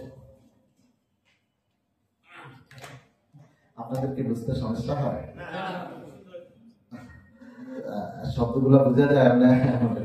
আচ্ছা, আমাদের আসলে বোঝা দরকার, কথাটা একটা জানা দরকার এই জন্য। তাহলে ইহরামের মধ্যে আমরা যারা পুরুষ আছি, পুরুষদের জন্য ইহরামটা কিভাবে বাঁধতে হয়, কিছু ইহরামের আহকাম আছে, মা বোন এবং পুরুষ তাদের জন্য সবাই এক, আর কিছু আছে মা বোনদের জন্য আলাদা, পুরুষদের জন্য আলাদা। ইহরাম বাঁধার জন্য সর্বপ্রথম হলো আপনাকে নিজকে পরিষ্কার হতে হবে। কি হতে হবে? পরিষ্কার মানে নখ কাটা, চুল কাটা, চুল কাটার মধ্যে অবাঞ্ছিত যে সমস্ত, মানে আমি আর বিস্তারিত বলছি না, মানে মোটামুটি বুঝতেছেন, পরিষ্কার হওয়া। পরিষ্কার হওয়ার মধ্যে তারপরে আমরা বিশেষ করে বেশিরভাবে পরিষ্কার হওয়ার জন্য কি করে, গোসল করে। তাহলে নখ চুল অবাঞ্ছিত পশম এগুলাকে কাটবো, এক। দ্বিতীয় নম্বর হলো আমরা কি করব, গোসল করব। গোসলের সুন্নতের তারিকা অনুযায়ী গোসলের আগে দিয়ে উযু করে যেভাবে গোসল করতে হয় সেভাবে আমরা কি করব, গোসল করব। এই গোসলটা খুব ভালোভাবে আপনার যত সুগন্ধি, তারপর যা সাবান বা যা আছে শ্যাম্পু সবকিছু দিয়ে আপনি কি করতে পারবেন, গোসল করতে পারবেন। বরং একবার সাবান এগুলা দিয়ে সুন্দরভাবে এই গোসলটা করে নেওয়াটা হলো কি উত্তম। তাহলে তাহলে আমরা প্রথম পরিষ্কার হলাম, তারপরে আমরা পবিত্র হলাম, পবিত্রতা হওয়ার জন্য গোসল করলাম। তাহলে প্রথম হলো ইহরামের জন্য আমরা কি হলাম, পরিষ্কার হলাম। প্রথম কাজটা কি হলো, পরিষ্কার। বুঝে আসছে? পরিষ্কার হওয়া মানে আমি আর বললাম না, এটা মা বোনদের জন্য, পুরুষদের জন্য। পরিষ্কার হলাম, পরিষ্কারের পরে হলো কি হলাম, পবিত্র হলাম। কি হলাম? পবিত্রতাটা শুধু দ্বারাই মানুষ পবিত্র হয়ে যায়, তবে গোসল করাটা হলো কি উত্তম। গোসল করাটা হলো কি উত্তম। গোসল করাটা সুন্নাত, আমরা গোসলে করে নেব। গোসল যত সুগন্ধিময়, তারপরে যায় সাবান, শ্যাম্পু, তারপরে যায় কন্ডিশনার, এগুলো ব্যবহার করলে তখন কোনো কি নাই, অসুবিধা নাই। এখন আপনি ইহরাম বাঁধেন নাই, ইহরাম বাঁধার প্রস্তুতি চলছে, এই জন্য এবার পবিত্র হলাম, পবিত্র পরিষ্কার পবিত্র হলাম। তারপরে নিয়ম হলো, এবার যদি নাকি কেউ একটু সুগন্ধি ব্যবহার করতে চায় শরীরে, তবে ইহরামের কাপড়ে না, শরীরে যদি নাকি চাই সেই সুগন্ধিময় তেল হোক, অথবা কেউ কোনো পাউডার যদি ব্যবহার করতে চায় সেটা হোক, তাহলে কোনো অসুবিধা নেই। বরং রাসূল সাল্লাল্লাহু আলাইহি ওয়াসাল্লাম ইহরামের আগে দিয়ে তার মাথায় সিঁথি কাটছিলেন, সিঁথির মধ্যখানে কি দিয়েছিলেন, সুগন্ধি দিয়েছিলেন। রাসূল সাল্লাল্লাহু আলাইহি ওয়াসাল্লামের ইহরামের পরেও ওই সুগন্ধিটা তারপরে যায় ওখানে রাসূলের দেখা গিয়েছে। তাহলে রাসূলের সুন্নাত হলো পবিত্র হওয়ার পরে ইহরামের কাপড় পরার আগে, এটা মনে রাখতে হবে, ইহরামের কাপড় পরার পরে না আগে, আগে কি করতে পারবে, সুগন্ধি ব্যবহার করতে পারবে, বরং ব্যবহার করাটা কি সুন্নাত। তাহলে তৃতীয় নম্বর হলো, পবিত্র হওয়ার পরে আমরা একটু কি করলাম, পরিপাটি হলাম। এটাকে আমি এবার বলে একটু পরিপাটি হলাম, সুগন্ধি লাগালাম, যে যা লাগায় সেটা লাগাইলাম। এবার পরিপাটি হওয়ার পরে ইহরামের কাপড় পরা। ইহরামের কি পরা? ইহরামের কাপড়ের মধ্যে আমরা পুরুষরা আর মা বোনেরা আমরা একটু ভিন্ন হবো কাপড় জন্য। পুরুষদের জন্য হলো কয়টা কাপড় বলেন, কয়টা কাপড়? মৃত্যুর সময় কয়টা কাপড় যাবে? 3টা। এখন আর একটা বাকি, 2টাই করতে হবে। এখন কয়টা কাপড়? 2টা। একটা হলো যাকে বলে রেদা, মানে উপরে চাদরের মতো। একটা হলো কি চাদর, আরেকটাকে বলা হয় ইজার। ইজার মানে লুঙ্গির পরিবর্তে আরেকটা যে চাদর পরে সেটা হলো কি ইজার। একটা রেদা, একটা ইজার, অর্থাৎ একটা চাদর একটা লুঙ্গির মতো। লুঙ্গি তো আবার সেলাই করা হয়। এহরামের কাপড় কি থাকবে না? পুরুষদের জন্য না মহিলাদের জন্য? পুরুষদের জন্য। এহরামের কাপড়ে কোনো কি থাকবে না? সেলাই থাকবে না। তাহলে কি করবে? এহরামের কাপড়ে সেলাই ছাড়া পুরুষদের কাপড় হবে কয়টা? দুইটা। একটা হলো কি চাদর, আরেকটা হলো লুঙ্গি। আরেকটা লুঙ্গি মানে সেলাই করা না, আরেকটা চাদরকে লুঙ্গির পরিবর্তে লুঙ্গির জায়গাতে লুঙ্গির মতো করে কি করবে? পরবে। এটাকে বলা হয় ইজার। তাহলে একটা রেদা, আরেকটা কি ইজার। একটা চাদর, আরেকটা কি লুঙ্গি। এটা পরবে। এগুলা কোন কালার হওয়াটা সুন্নাত? সাদা। কোন কালার হবে? সাদা। সেলাই করা না সেলাই ছাড়া? সেলাই ছাড়া। তবে হ্যাঁ, যদি একবারে এমন বয়োবৃদ্ধ মানুষ আছে যার থাকে না, তখন একটু কোন রকম সেফটি পিন দিয়া বা কোন রকম একটা হালকা সেলাই দিয়েও রাখা যায়, তাহলেও রাখতে হবে। কারণ হলো না হলে সতর করে গেলে খরচ নষ্ট হবে, এই জন্য তখন সেটা করতে হবে। তাহলে পরিপাটি হওয়ার পরে চতুর্থ হলো এহরামের কাপড় পরা। এহরামের কি পরা? এহরামের কাপড় পরা। এহরামের কাপড় পুরুষদের জন্য কয়টা? দুইটা। তার কালার হবে কি সাদা। এখন আমরা বাজার থেকে সাদা এহরামের কাপড় কিনে নিই, এটা ধুলাম না, না ধুলে এটা পরা যাবে কিনা, এটা প্রাসঙ্গিক একটা কথা। এগুলো আমি প্রাসঙ্গিক কথাগুলো পরেও বলবো, তবে একটু বলে দিই। অনেকে মনে করে যে ভিতরে এটা কাপড় তো আছে, ধুলাম না, হ্যাঁ কি করা যাবে, ধোয়া করা যাবে কিনা? বাজারের থেকে যে কাপড়টা নিয়ে যাওয়া হয় এটা শুকনা থাকে না ভিজা থাকে? বলে শুকনা কাপড়ের মধ্যে নিয়ম হলো, মাসালা হলো, যতক্ষণ নাফাক দেখা না যাবে ততক্ষণ এটা কি পাক। তাহলে বোঝা গেল বাজার থেকে আমি যে কাপড়টা নিয়েছি এই কাপড়টা পাক না নাফাক। অনেকে বলতে পারে আল্লাহ জানি না, ওনাদের ওয়াশিং আছে, ওনাদের ডাইং আছে, কিভাবে ডাইং করছে ওটা আপনার দেখার বিষয় না। আপনার কাছে হলো আপনি যদি এটা শুকনা কাপড়, শুকনা কাপড়ে যতক্ষণ নাফাক দেখা যাবে না ততক্ষণ এটা কি, এটা শুধু এহরামের কাপড়ের জন্য। বাজার থেকে একটা লুঙ্গি কিনছেন, বাজার থেকে একটা পায়জামা কিনছেন, বাজার থেকে একটা পাঞ্জাবি কিনছেন, একটা টুপি কিনছেন, একটা চাদর কিনছেন, যা যা যে কোনো সময় শুকনা কাপড়ের মাসালা হলো এটা। বিষয়টা কি ক্লিয়ার আপনাদের কাছে? তাহলে আমি এহরামের কাপড়টা না ধুয়ে পড়তে পারবো কি পারবো না? পারবো। তবে হ্যাঁ, নিজের জন্য, নিজের আমার সময় আছে, আমি ধুয়ে আরো সুন্দর করে নিজের মতো করে নিজে ইস্তারি করে নিলাম, এটা হলো ভালো, এটা উত্তম। কথাটা বোঝা যাচ্ছে? অনেকে উত্তমটাকে আবার ফরজের পর্যায়ে রেখে যায় না। আপনি পড়তে পারবেন, তবে ভালো হলো আপনি নিজে ধুয়ে। এটার দ্বারা ওখানে অনেক কেমিক্যাল ব্যবহার করে, অনেক কিছু ব্যবহার করে, এগুলার সময় অনেক সময় স্কিনেরও সমস্যা হয়। এই জন্য ভালো হলো আমি ধুয়ে যদি আমার মতো করে ইস্ত্রি করে নিয়ে এটা পড়ি। তবে না ধুলেও কি করা যাবে? পড়া যাবে। তাহলে আমার চতুর্থ নম্বর কাজ হলো আমি পরিষ্কার হওয়ার পরে, পবিত্র হওয়ার পরে, পরিপাটি হওয়ার পরে চতুর্থ নম্বর কাজ হলো কি করা? এহরামের কাপড় পরা করা। পুরুষদের জন্য কাপড় হলো কয়টা? দুইটা। একটা হলো গায়ে চাদর, আর একটা হলো পরনের কি লুঙ্গি। এখন এই লুঙ্গি আর চাদরটা কিভাবে পরবে, কিভাবে পরবে? অনেকে বলে গিট্টু দেওয়া যাবে কি যাবে না, এবং সেটাই তো নাই। তবে গিট্টু দিয়ে অনেকের আছে এমনি থাকে না, পড়ে যায়। যদি গিট্টু দিতে হয়, গিট্টু দেওয়ার দ্বারা এটাকে সিলাই বলে না, এটা দ্বারা কোনো অসুবিধা হবে না, আপনার যেমনি কাপড়টা ঠিকভাবে থাকে। তবে হ্যাঁ, গিট্টু দেওয়া ছাড়া যদি আপনি পড়তে পারেন তাতে অসুবিধা নেই, দরজা আরো ভালো। তবে হ্যাঁ, গিট্টু দিলে কোনো কি নেই, অসুবিধা নাই। তবে কথা হলো আপনার সবসময় লক্ষ্য করতে হবে সতর ঢাকাটা কি করা যায়। সতর হচ্ছে যে জায়গাটা ঢেকে রাখতে হয় পুরুষদের হাঁটুর নিচ থেকে নাভির উপর পর্যন্ত, এই জায়গায় আমরা লুঙ্গি করি। এখন যদি লুঙ্গিটা ঠিকভাবে করে না হয়, অনেক সময় হাঁটতে চলতে, এই জন্য আপনার যেমনি পড়লে আপনার সতর কি থাকবে, ঢাকা থাকবে, আপনার সমস্যা হবে না। এইভাবেই আপনি পড়বেন। যদি এর জন্য গিট্টু দিতে হয়, লাগলে গিট্টু কি করবেন, দেবেন। যদি সিফটি পিন দিয়ে একটা একটার সাথে লাগাইতে হয়, সিফটি পিনও ব্যবহার করবেন। যদি হ্যাঁ গিট্টু ছাড়া, সিফটি পিন ছাড়া আপনি পারেন, তাহলে কি ভালো। এই জন্য বেল্ট আছে, বেল্টও পরা হয়। বেল্ট দুই কারণে পরা হয়। বেল্টে সিলাই থাকলো, এটা এহরামের কাপড় নয়, তাই বেল্টে সিলাই থাকলে, আপনার মানি ব্যাগ থাকলে এতে কোনো কি নাই, অসুবিধা নাই। ওগুলো আমরা কি এহরামের কাপড় হিসাবে পরি না, ওখানে বিভিন্ন প্রয়োজনীয় কাগজ, জিনিসপত্র হেফাজতের জন্য বেল্ট পরা হয়। এই জন্য মানি ব্যাগ রাখা হয় বিভিন্ন জিনিস হেফাজত করার জন্য। চশমা নীতি দেখার জন্য, এটা এহরামের কাপড় না, চশমা পড়তে পারবে। চশমার মধ্যে অনেকে রশি লাগাইতে হয়, অনেক মুরব্বীরা আছেন, এতেও কোনো কি নাই, অসুবিধা নাই। গলায় বলছে ওরা কাঠ জুড়াইতে, এর মধ্যে রশি থাকবে, এগুলো কোনো কি নাই, অসুবিধা নাই। তাহলে পুরুষরা কাপড় পরবে কয়টা? দুইটা। একটা হলো কি চাদর, আরেকটা হলো কি লুঙ্গি। দোনোটা যেইভাবে পড়লে তার জন্য সুবিধা হয়, তার সতর দেখা না যায়, এটা। তাহলে চতুর্থ নম্বর আমরা কি করলাম? ইহরামের কাপড় পরলাম। এখন ইহরামের কাপড় পরার পরে পঞ্চম নম্বর কাজ হলো, মা বোনদের জন্য ইহরামের কাপড় কি, এটাও মধ্যখানে একটু বলে রাখি, ওনাদের এখানে একটু ডিফারেন্ট, অথবা পুরুষদেরটা শেষ করে তারপরে বলি ওনাদেরটা, তাহলে আগে পুরুষদেরটা শেষ করে ফেলে। সেটা হলো চতুর্থ নম্বর কাজ আমরা ইহরামের। পঞ্চম নম্বর কাজ হলো এবার আমরা কি করব?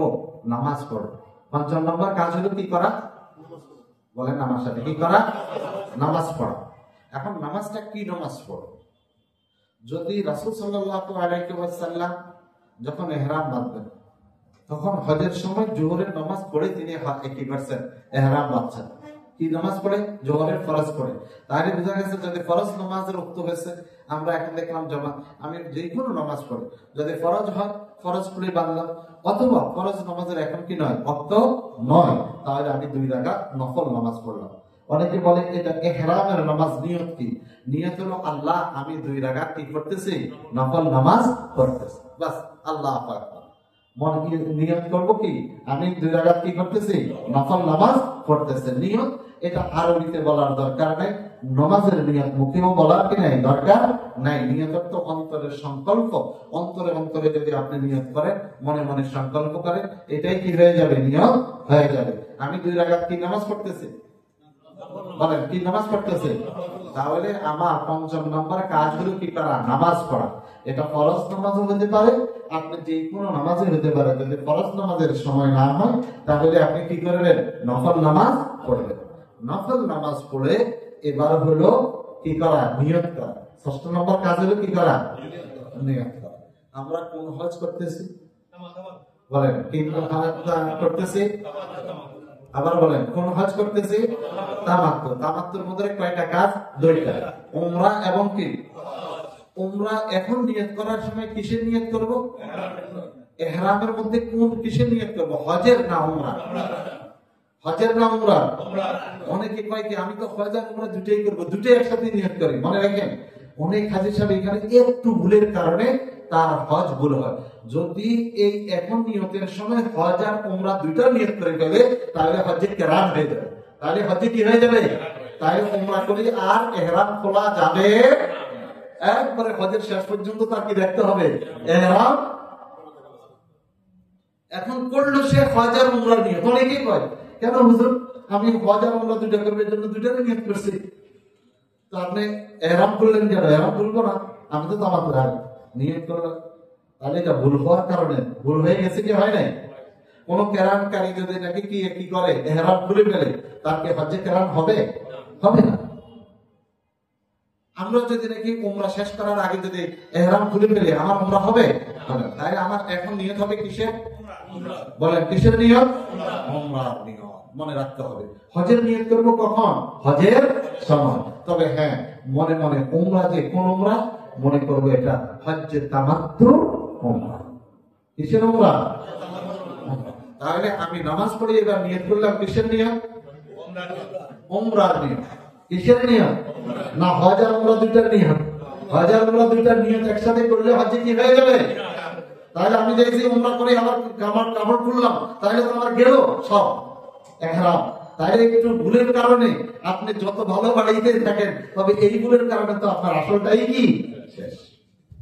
এই জন্য ওলামায়ে কেরামদের সাথে হজ করার কি দরকার? সামান্য একটু দেখেন, কথা তো ঠিক, আমি হজ করবো উমরা করবো না, এখন নিয়ত হবে কিসের? বলে না কিসের? উমরা।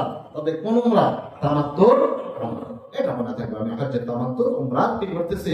নিয়ত করতেছি। তাহলে আমি কি করলাম? নিয়ত করলাম। ষষ্ঠ নম্বর কাজ কি করলাম? নিয়ত করলাম। ষষ্ঠ নম্বর কাজ কি করলাম? এই 6টা কাজ বলেন। প্রথম পরিষ্কার হলাম, প্রথম কি হলাম? তারপরে কি হলাম?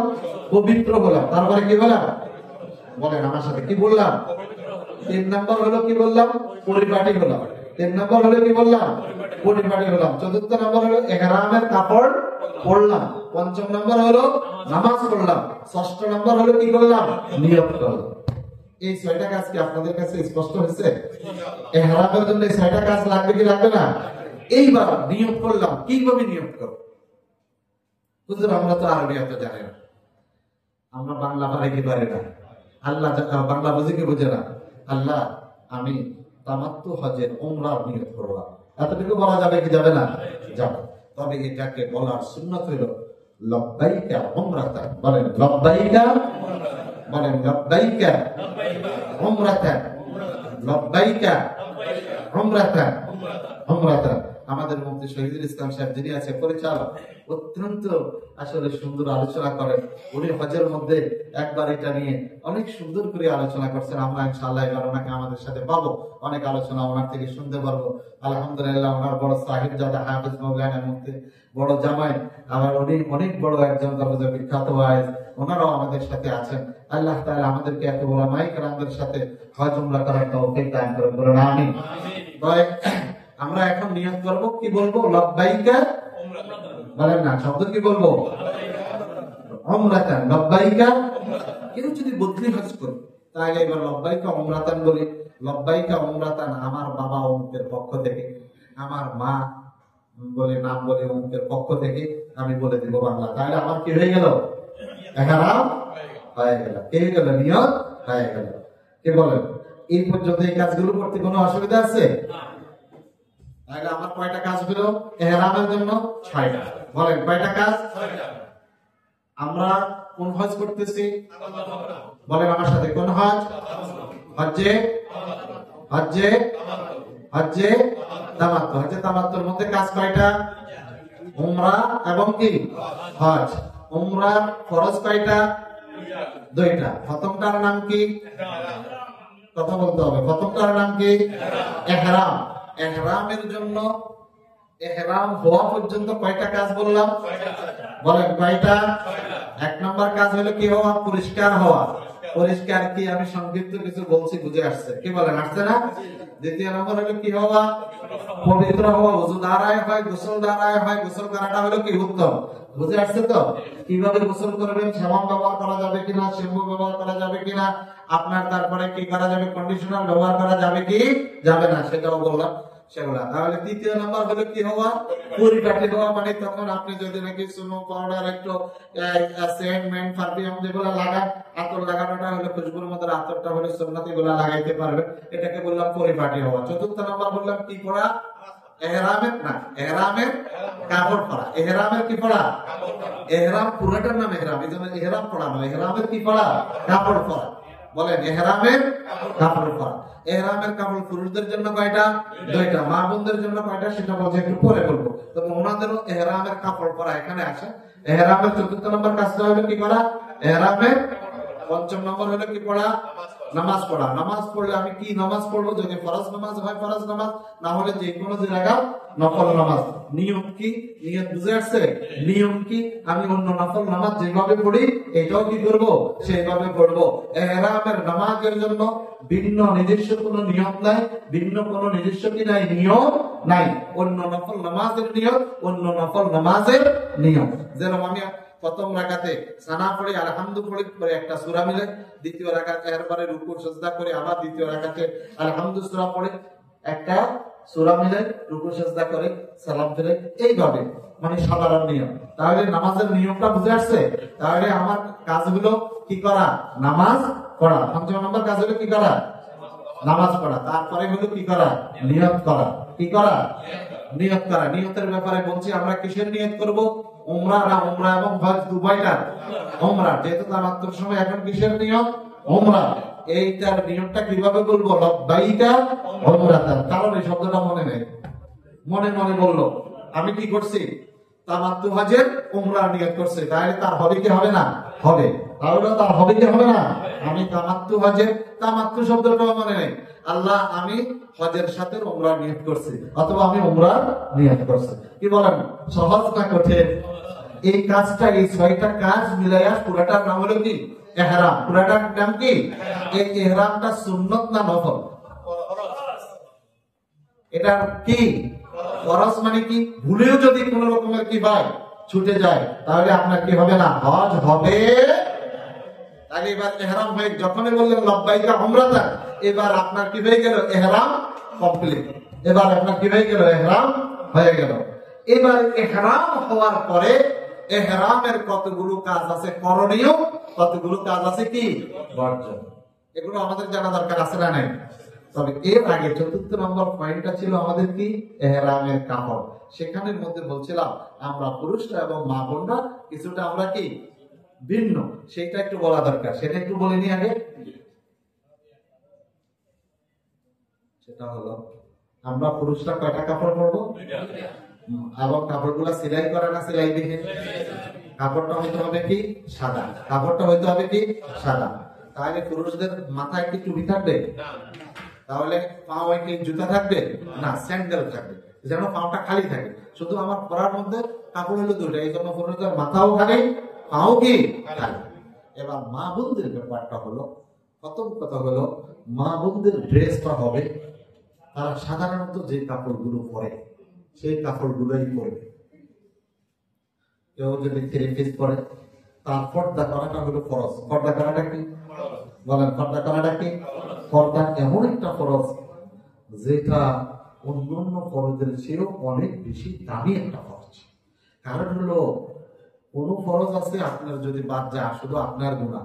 পর্দা এমন একটা ফরজ, এটা যদি আপনার কোনো প্রকারের ত্রুটি হয় বাদ যায়, আপনার তো গুনাহ হবে, আপনার দিকে যতদিন তাকাইয়া গুনাহগার হবে সকলের গুনাহ সমপরিমাণ গুনাহ আপনার কারণে হওয়ার কারণে ওই মহিলা যে পর্দা বিহীন ছিল তার আমল নামায় দেওয়া হবে। মানে তাহলে এই পর্দা ফরজ মানে কি অনেক গুরুত্বপূর্ণ ফরজ। তাহলে যেটা তার একা পর্দা হবে, মহিলাদের হাতের কবজির বাহিরে, পায়ের টাকনুর নিচে আর মুখমণ্ডল এটা ব্যতীত আর বাকি পুরা শরীরটাকে কি করা রাখতে হবে? ঢেকে রাখতে হবে। এবং এটার জন্য সুন্দরভাবে ঢেকে রাখার জন্য যে পদ্ধতিটা যুগ যুগ থেকে ধরে চলে আসছে সেটার নাম হলো বোরকা। সেটার নাম হলো কি? বোরকা। বোরকা মানে নির্দিষ্ট কোনো ডিজাইন না, নির্দিষ্ট কোনো তারপরে যায় ফ্যাশন না, এটা হলো পর্দার অন্যতম একটা কি সাথী, সেটার নাম হলো বোরকা।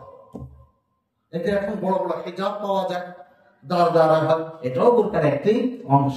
তবে তার শরীরের যেন নাকি অবস্থাটা অন্য পুরুষদের কে বুঝতে না পারে। অনেক সময় কাপড়ও যদি নাকি টাইট ফিট হয় তাহলে মানুষের শরীরের যেন শরীরের অবস্থাটাও অন্য পুরুষ দেখতে না পারে। তাহলে ওনারা মহিলাদের প্রথম কথা হলো মাথা ঢাকা থাকবে না খোলা থাকবে?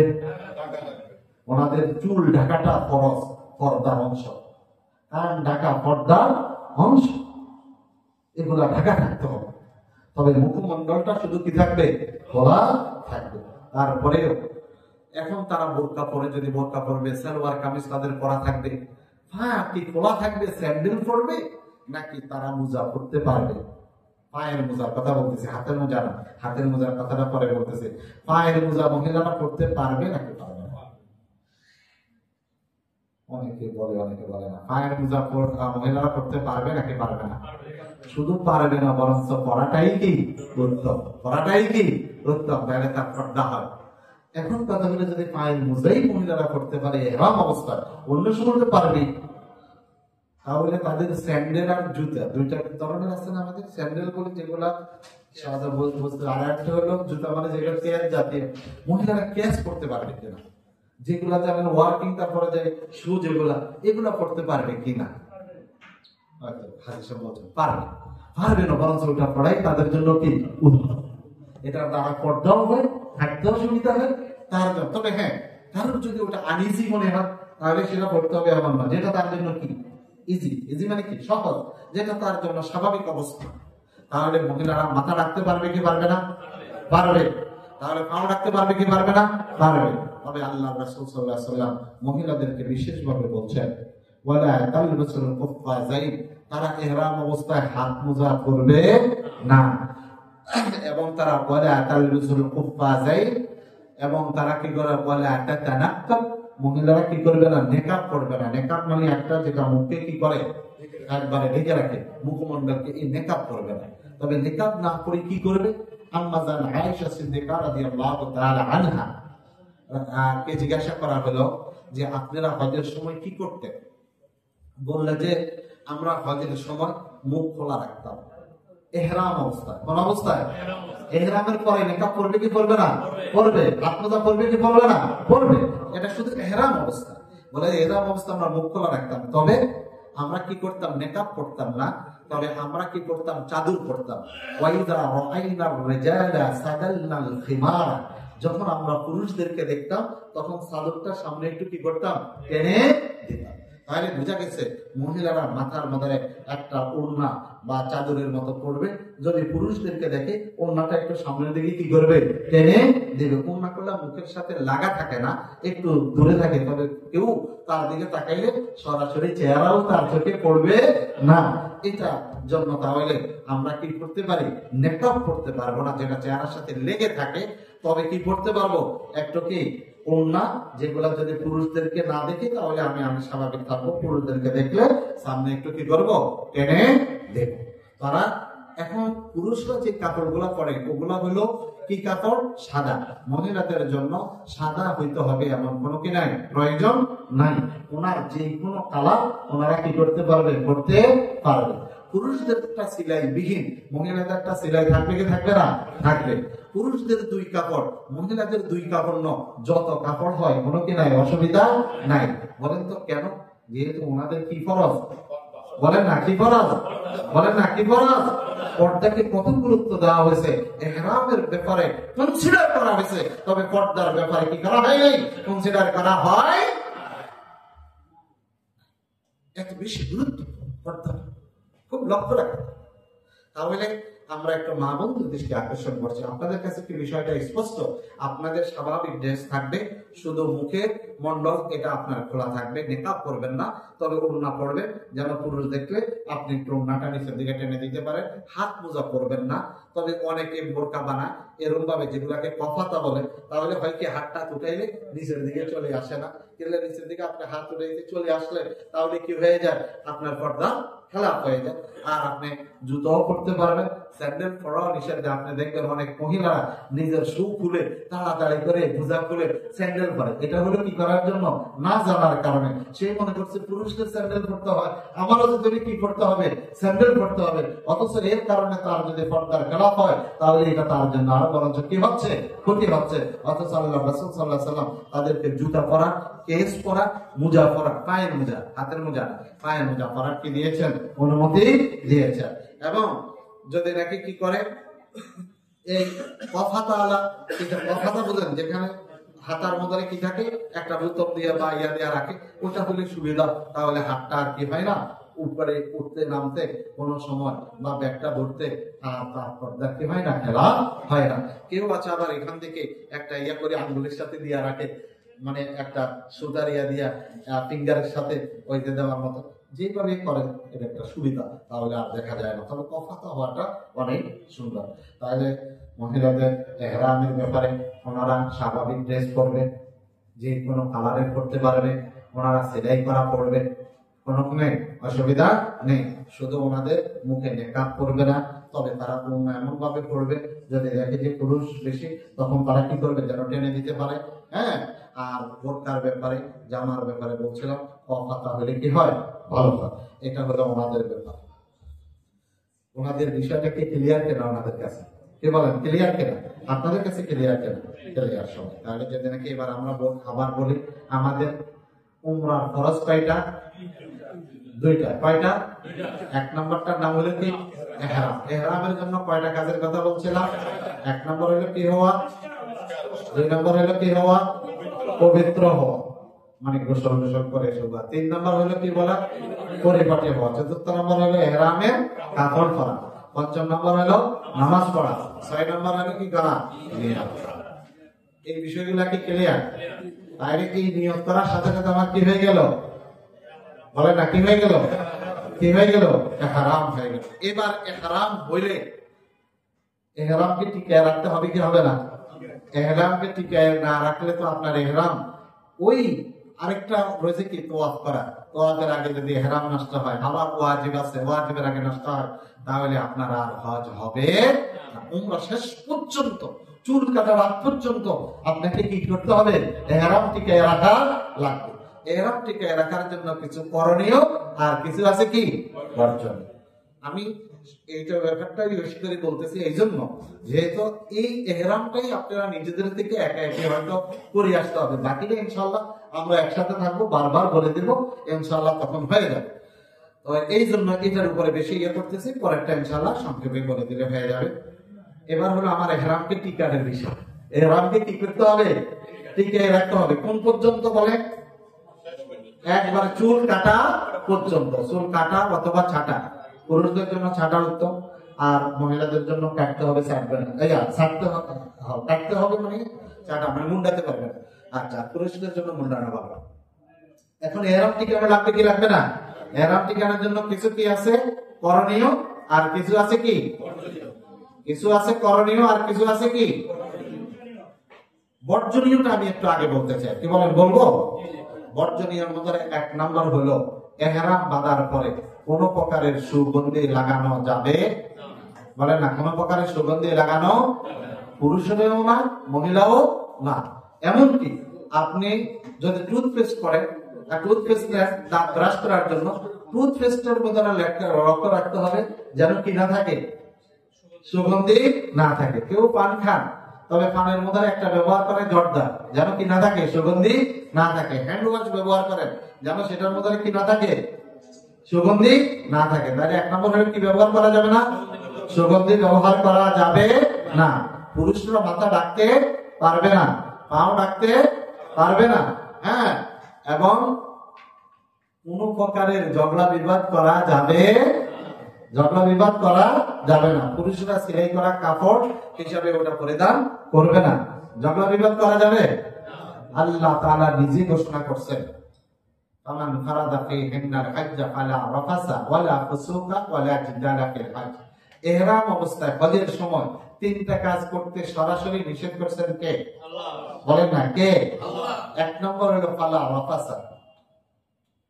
ফালা রাফাসা শব্দের অর্থ হলো কোনো অশ্লীল কাজ করা যাবে না, অর্থাৎ এমন কোনো কাজ যেটার দ্বারা তার কামভাব উত্তেজিত হয়। সংক্ষেপে বললাম, আর বললাম না। আপনার দৃষ্টি কোন দিকে দিলে আপনার মন কেমন হবে এটা আমরা সবাই জানি, কিভাবে চললে কি করলে, অর্থাৎ এমন কোনো কাজ করা যাবে না। এটাকে আমি এক কথায় বললাম, অশ্লীল কাজ করা যাবে। আসল কথা যেগুলো দ্বারা কামভাব উত্তেজিত, কথাটা কি বুঝে আসছে? এরপর ওয়ালা ফুসুকা, কোন গুনার কাম করা যাবে, ওয়ালা জিদালা ফিল হজ্জ, কোন প্রকারের ঝগড়া করা যাবে। কথাটা বুঝে আসছে? ঝগড়া করা যাবে না, অশ্লীল কাজ করা যাবে না, গুনার কাজ করা যাবে না। আল্লাহর রাসূল বলেন সুগন্ধি ব্যবহার করা যাবে না। পুরুষরা মাথা ঢাকবে না, পা ঢাকবে না, মহিলারা নেকাব করবে না, হাত মোজা পরিধান করবে না। কি বলেন? বিষয়গুলো মনে থাকবে তো ইনশাআল্লাহ? চুল কাটবে না, নখ কাটবে না। অনেকে আছে দড়ি একটা পশম কি করলো, টানলো, উঠাই দিল, শরীরের এক জায়গায় দেখলাম যে নখ একটু ভাঙা, কাটে ফেললাম। না, এগুলো আগে কি করতে হবে? সেরে নিতে হবে। তবে হ্যাঁ, আমি উজু করতে গেছি, মাথা মাসে করতে সময় দেখলাম যে হাতে কয়েকটা চুল চলে আসছে, কোনো অসুবিধা নাই। রাত্রে শুয়েছি, উঠে দেখি যে আমার বিছনার মধ্যে কতগুলা চুল পড়া, তাতে কোনো কি নাই, অসুবিধা নাই। এটা আপনি উঠান নাই, সে উঠে গেছে। কথাটা বোঝা যাচ্ছে? আপনি উঠাতে পারবেন না, কাটতে পারবেন না। তবে হ্যাঁ, আপনি কিছুর সাথে, পাথরের সাথে ধাক্কা গেছেন, আপনার একটা নখ কেটে গেছে, এটা আপনি কাটেন নাই, কেটে গেছে, আপনার কি নাই, অসুবিধা নাই। বিষয়টা কি ক্লিয়ার? এই কাজগুলো আমরা করব না। তবে তাহলে করবো না, যেটা বর্জনীয়টা মনে থাকবে তো। 1 নম্বর হলো অশ্লীল কাজ করা যাবে না, 2 নম্বর হলো গুনার কাজ করা যাবে না, 3 নম্বর হলো কি করা যাবে না, বলেন? ঝগড়া করা যাবে না, সুগন্ধি ব্যবহার করা যাবে না, পুরুষরা মাথা ঢাকবে না, পা ঢাকবে না, সেলাই করা কাপড় পরবে না, মহিলারা নেকাব পরবে না, হাত মোজা পরবে না। মনে থাকবে তো ইনশাআল্লাহ? আচ্ছা, এবার হলো করণীয়। করণীয় আল্লাহ রাসূল বলেন, আল হুজ্জাজ ওয়াল উম্মার ওয়াফদুল্লাহ, হাজী সাহেবরা এবং উমরাকারীরা এরা যখন ইহরাম পরে মৃত্যু যেমন কবরের দিকে যায়, এরা দুইটা কাপড় পরে আমি আল্লাহর দিকে আসছে, দুনিয়ার সকল সম্পর্ক তাদের ত্যাগ হয়ে গেছে, এরা এখন আর অমুকের বাপ অমুকের মা থাকলেও আল্লাহ বলেন এখন তারা সরাসরি আমার ওয়াক্ত, আমি আল্লাহর দলভুক্ত হয়ে গেছে। এখন তাদের কাজ কি, তারা কি করবে? আল্লাহ রাসূল বলেন ওয়াইন ইস্তাগফারুহু ফাগাফারা লাহুম, তুমি আমার মেহমান হবে, তবে তোমার অনেক জীবনের গুনাহ আছে। আমি আল্লাহ রাসূল ঘোষণা ফরমান তোমার গুনাহ যতই আছে, তুমি এখন এমন এক পোশাক পরিধান করছো, ওয়াইন ইস্তাগফারু, তুমি যত গুনাহগার হয় আল্লাহ রাসূল বলে তুমি যদি এখন কি করো, আল্লাহর কাছে গুনাহ মাফ চাও, তুমি আল্লাহ মাফ করে দাও। আল্লাহ শব্দ মুখের থেকে বের হওয়ার আগে আগে আল্লাহ ডাক দেয়া বলেন ইন্নী গাফারতুকা ওয়ালা উবালি, ও বান্দা তোর গুনার চেয়ে আমার রহমত অনেক বেশি। তুই কাফনের কাপড় পরে আমার জন্য পাগল হয়ে দুনিয়ার সবকিছু ত্যাগ করে সবার মায়া ছেড়ে দিয়ে আমার মায়ার জন্য তুই কি টাকা পয়সা সবকিছু বাদ দিয়ে রওনা করছস, তুই আমার দলভুক্ত হয়ে গেছস, তুই গুনাহ মাফ চেয়েছস, তোর গুনাহ যত বেশি আমার রহমত তার ছিল বেশি, আমার রহমত দ্বারা তোর জীবনের সকল গুনাহ মাফ করে দিলাম। তাহলে আমাদের তখন গুনাহ আছে না নাই? কে বলেন আছে? এখন আমাদের গুনাহ মাফ চাওয়া দরকার আছে না নাই? তাহলে হাজী সাহেবদের এক নম্বর কাজ হলো কি করা? গুনাহ মাফ চাওয়া। গুনাহ মাফ চাইলে গুনাহ মাফ করে দিবেন কে? আল্লাহ। গুনাহ মাফ চাওয়ার অনেক গুনাহ দোয়া আছে, সেগুলো আমরা ইনশাআল্লাহ আপনাদের সাথে মাঝে থাকবো, শিখাবো, বলবো। তার মধ্যে বেশি হলো সাইয়্যিদুল ইস্তিগফার। আচ্ছা, তাহলে এক নম্বর হলো গুনাহ থাকলে কি করবে? গুনাহ মাফ চাইবে, ইস্তিগফার বেশি করে করবে। দ্বিতীয় নম্বর হলো ছেলে মেয়ে রেখে যাচ্ছেন, আল্লাহ রাসূল বলেন আপনি এখন কার দলভুক্ত হয়েছেন? বলেন না, কার দলভুক্ত হয়েছেন? আল্লাহর দলভুক্ত হয়ে গেছেন। আল্লাহ রাসূল বলেন ওয়াইন দাআহু আজাবাকুম, ও বান্দা তুমি এখন আল্লাহর কাছে যা চাইবে আল্লাহ তা কবুল আর মঞ্জুর করে নেবেন। সুবহানাল্লাহ। আপনি কোন চেয়ারম্যানের নির্বাচন করছেন, সে জানে তার কাছে আপনি যা চান দেয়। আল্লাহ বলে তুমি দুনিয়ার সব মায়া ত্যাগ করে আমার জন্য হয়ে গেছো, তুমি যা চাইবে আমি তা দিতে রাজি হয়ে গেলাম। তাহলে এখন কি করা দরকার? বেশি বেশি দোয়া করা দরকার। আল্লাহ রাসূল বলেন তুমি শোনো, এখন হজের যে তুমি কি করেছো, এই ইউনিফর্ম পরেছো, ইউনিফর্মের মধ্যে তোমার বিশেষ একটা দোয়া আছে, সেটা হজের স্লোগান, যেটাকে হজের শিআর, যে সম্পর্কে হয়তো মুফতি আলী হাসান তাইয়্যিব সাহেব সুন্দর আলোচনা করেছেন। আল্লাহ তাআলা আমাদেরকে সেখান থেকে শিক্ষা গ্রহণ করে আমল করার তৌফিক দান করেন, আমিন। সেই হজের স্লোগানটার নাম হলো কি? তালবিয়া। বলেন সেই হজের স্লোগানের নাম কি? হজের স্লোগানটার নাম কি? তালবিয়া। তাহলে এখন আমার ইহরাম বাঁধার পর আমার বেশি বেশি হলো কি করা? তালবিয়া পড়া। আল্লাহ রাসূল সাল্লাল্লাহু আলাইহি ওয়াসাল্লাম বলেন যে যার হজের মধ্যে যত বেশি তালবিয়া থাকবে আর যত বেশি কুরবানি থাকবে, আল্লাহ তার হজকে তত বেশি কবুল আর মঞ্জুর করে দেবেন। সুবহানাল্লাহ। হজ মাবরুর হওয়ার জন্য তালবিয়া বেশি হওয়া চাই। তালবিয়াটা হলো কি বলেন তো একবার সবাই একটু বলেন না, আমার সাথে বলেন লাব্বাইক আল্লাহুম্মা লাব্বাইক লাব্বাইক লা শারীকা লাক লাব্বাইক ইন্নাল হামদা ওয়ান নি'মাতা লাকা ওয়াল মুলক লা শারীকা লাক। এটা হলো কি? তালবিয়া। তাহলে একটা হলো আমরা বেশি ইস্তিগফার করব, দোয়া করব, আর বেশি বেশি কি করব? তালবিয়া করব। বেশি বেশি করে কি করব? তালবিয়া করব। আর আমরা কিছু কোরআনের যে সমস্ত সূরা পাই, কিছু কোরআন তেলাওয়াত করব মাঝে মাঝে, আর রাসূলের উপরে বেশি বেশি কি করব? দুরূদ পড়ব। তাহলে করণীয় কাজ হলো পাঁচটা। একটা হলো বেশি বেশি কি করা? গুনাহ মাফ চাওয়া। বেশি বেশি করে কি করা? দুই নম্বর হলো বেশি বেশি দোয়া করা। তিন নম্বর হলো বেশি কি পড়া? তালবিয়া পড়া। আর কোরআন পড়া, দুরূদ পড়া। কোরআন পড়া কি পড়া? কুল হুয়াল্লাহ সূরা, এটা কোরআন কি কোরআন নয়? আলহামদুলিল্লাহ সূরা, কোরআন কি কোরআন নয়? লা ইলাহা ইল্লা আনতা সুবহানাকা ইন্নী কুনতু মিনাজ জালিমিন, কোরআন কি কোরআন নয়? কোরআন। কিছু কোরআন পড়া। তাহলে কয়টা কাজের মধ্যে আমার সময় কাটবে? পাশের মানুষের সাথে রাজনীতি কি হয়েছে এগুলা? কয়টা কাজের মধ্যে সময় কাটবে? এই জন্য আমাদের সাথে যারা হজে যায় তাদের সময়গুলো এরকম কাটতে হয়। কয়টা কাজ? হয় দোয়া, ইস্তিগফার, দোয়া। বুঝো? এদিকে আসেন, এদিকে আসেন। আলহামদুলিল্লাহ কতটুকু উপরে ফিরশা হুজুর মুফতিদিন ইসলাম আসর সাহেব হুজুর আমাদের মধ্যে তাশরীফ রাখছেন। আমরা সবাই বলি আলহামদুলিল্লাহ। হুজুর একটু পাশে আসেন, তাহলে ভালো হবে। আচ্ছা, তাহলে আমাদের করণীয় কাজ কয়টা বললাম? ইস্তেগফার বলেন, দোয়া, দোয়া, তালবিয়া, কোরআন, দুরূদ। বলতে পারবেন কে? সবাই বলেন। প্রথমটা নামটা কি বললাম? ইস্তেগফার। দ্বিতীয় কি বললাম? দোয়া। তৃতীয় নম্বর কি বললাম? বলেন নাকি? তালবিয়া। চতুর্থ নম্বর কি বললাম? কোরআন পড়া। পঞ্চম নম্বর কয়টা কাজের মধ্যে আমাদের সময় কাটবে? 5টা। তবে সবচেয়ে বেশি এই 5টার মধ্যে তখনকার জন্য বেশি দামি হলো কি? তালবিয়া। বেশি দামি হলো কি? আবার বলেন, লাব্বাইক আল্লাহুম্মা লাব্বাইক, লাব্বাইক লা শারীকা লাক লাব্বাইক, ইন্নাল হামদা ওয়ান নি'মাতা লাকা ওয়াল মুলক লা শারীকা লাক। আজকে সবাই একসাথে বলছে, তবে সামনে যখন হজে উমরাতে ইনশাআল্লাহ যাওয়ার সময় আল্লাহ তাআলা যদি হায়াতে রাখে দেখাও, তখন একজন একজন করে জিজ্ঞাসা করব। প্রত্যেকে মুখস্থ করবেন তো তালবিয়াটা ইনশাআল্লাহ। মা বোনেরা বেশি করে ইয়ে করে, ওনারা আবার বেশি করে, তবে আমরা পুরুষরা একটু অলস। আমি দেখছি অন্যান্য বছর ওনারা বেশি পাস করে। তাহলে আমরা বলছিলাম আমরা কোন হজ করবো? হজের তামাত্তুর মধ্যে কয়টা কাজ? কি কি? উমরা আর হজ। আমরা প্রথম কোনটা করব? উমরা করব। উমরার মধ্যে ফরজ কয়টা? 1 নম্বরটার নাম কি? ইহরাম। ইহরামের জন্য প্রথম ইহরাম বাঁধার জন্য করণীয় কাজ কয়টা? 6টা। আর ইহরাম করার পরে কিছু করণীয়, কিছু বর্জনীয়। ইহরামের বাঁধার পরে করণীয় কাজ বলছিলাম কয়টা? 5টা। বর্জনীয় কাজ বলছিলাম কয়টা? তাতেও 5টা। আল্লাহ তাআলা আমাদেরকে এইটা ঠিকভাবে পালন করে, ইহরামটা সঠিকভাবে ধরে রেখে হজটাকে হজ্জে মাবরুর করার তৌফিক দান করে বলেন আমিন। ইহরাম থাকতে হবে কোন পর্যন্ত? একবারে শেষ পর্যন্ত, চুল কাটা বা মুন্ডানো পর্যন্ত। এই একটু পরে দাও, একটু পরে দাও, আমার কথাটার মধ্যে একটু ইয়া না করে একটু পরে দাও, দিতে পারো, একটু বস। তাহলে আমরা তো উমরা করবো। উমরার ফরজ কয়টা?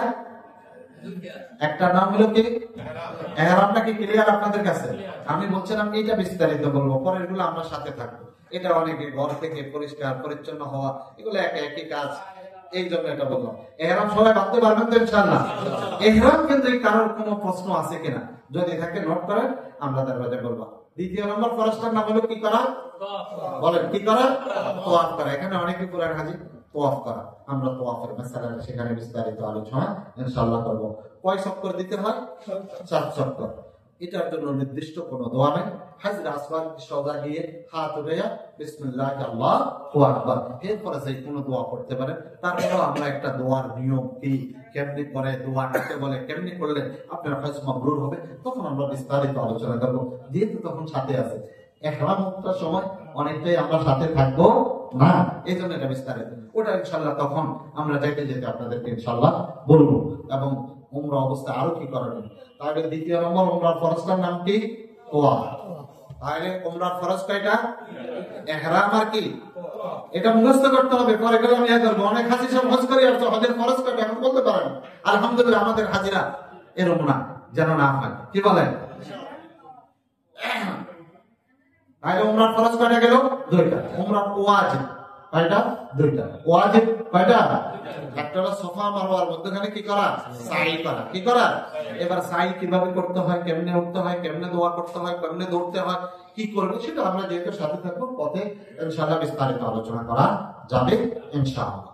তাই সাই করা। দ্বিতীয় নম্বর হলো চুল কাটা অথবা মুন্ডা। কাটা অথবা কি করা? মুন্ডা। চুল কিভাবে কাটবে, কিভাবে মুন্ডাবে, নিজের চুল নিজেও কাটতে পারে, অন্যকে দিয়েও কাটাতে পারে।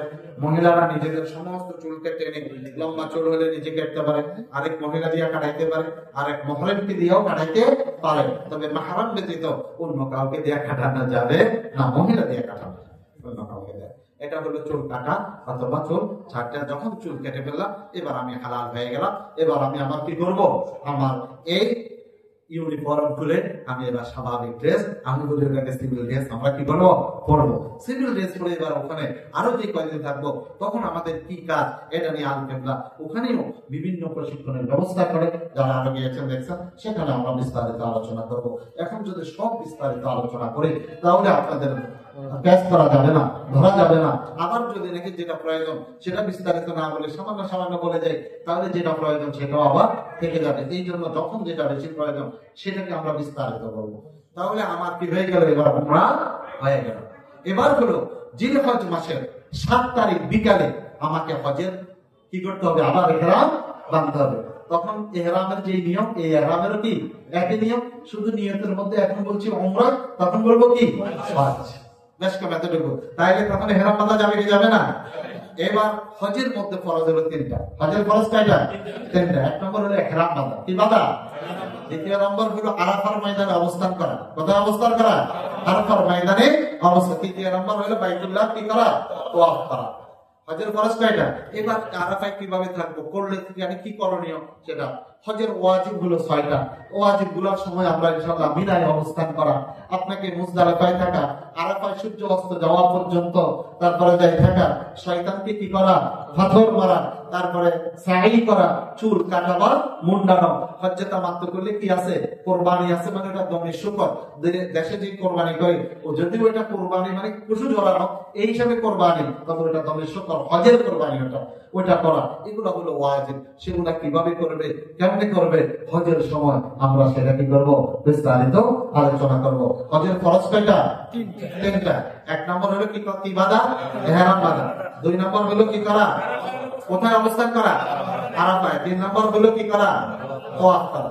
হজের ওয়াজিব হলো কয়টা বললাম? 6টা। 1 নম্বর হলো হজের ওয়াজিবের জন্য কোথায় অবস্থান করা, মুজদালিফা।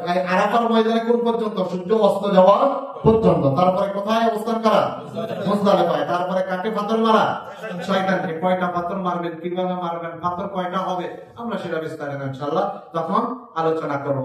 তারপরে হলো আপনার হজ্জে তামাত্তুর জন্য কি করা, কোরবানি করা। কি করা, কোরবানি করা। তারপরে আপনাকে কি করতে হবে, হ্যাঁ, মাথা মুন্ডাতে হবে। তারপরে সাফা মারওয়ায় কি করতে হবে, সাই করতে হবে। এই 6টা হলো কি ওয়াজিব। কেমনি করবে সেখানে আমরা আলোচনা করব। এখন সংক্ষিপ্ত বললাম, তবে একটু বিস্তারিত আলোচনা করেছি আমি শুধু কি সম্পর্কে, ইহরাম সম্পর্কে। ইহরামের মধ্যে এসে বিশেষভাবে হজ্জে তামাত্তুর নিয়তের মধ্যে অনেকে ভুল করে হজ্জে কিরানের নিয়ত করার কারণে তার হজ্জে কিরানও হয় না, হজ্জে তামাত্তুও হয় না। বলে আমি তো কলেজ টাওয়ারে রয়েছি, তবে কলেজ টাওয়ারে থাকেন, এটার দ্বারা হজের কোনো আহকাম নয়। কথাটা বুঝে আসছে? এই জন্য ওলামায়ে কেরামের দরকার। আপনারা কি আমার কথাটা বুঝতে পারছেন? আমি আজকে বিস্তারিত আলোচনা করতে চেয়েছিলাম কি সম্পর্কে, ইহরাম সম্পর্কে। আমরা এখন যাইবো কোন হজ করবো আমরা, আমি আবার একটু বলি, বলেন কোন হজ করবো আমরা সবাই? বলেন হজ্জে তামাত্তুর। বলেন না, হজ্জে তামাত্তুর। হজ্জে তামাত্তুর। হজ্জে তামাত্তুর মধ্যে কাজ কয়টা? 2টা, উমরা আর কি হজ। আমরা প্রথম কোনটা করব, উমরা। উমরার খরচ কয়টা? 2টা। 1 নাম্বারটার নাম হলো কি ইহরাম। ইহরাম পর্যন্ত এরা বাঁধার জন্য কয়টা কাজ?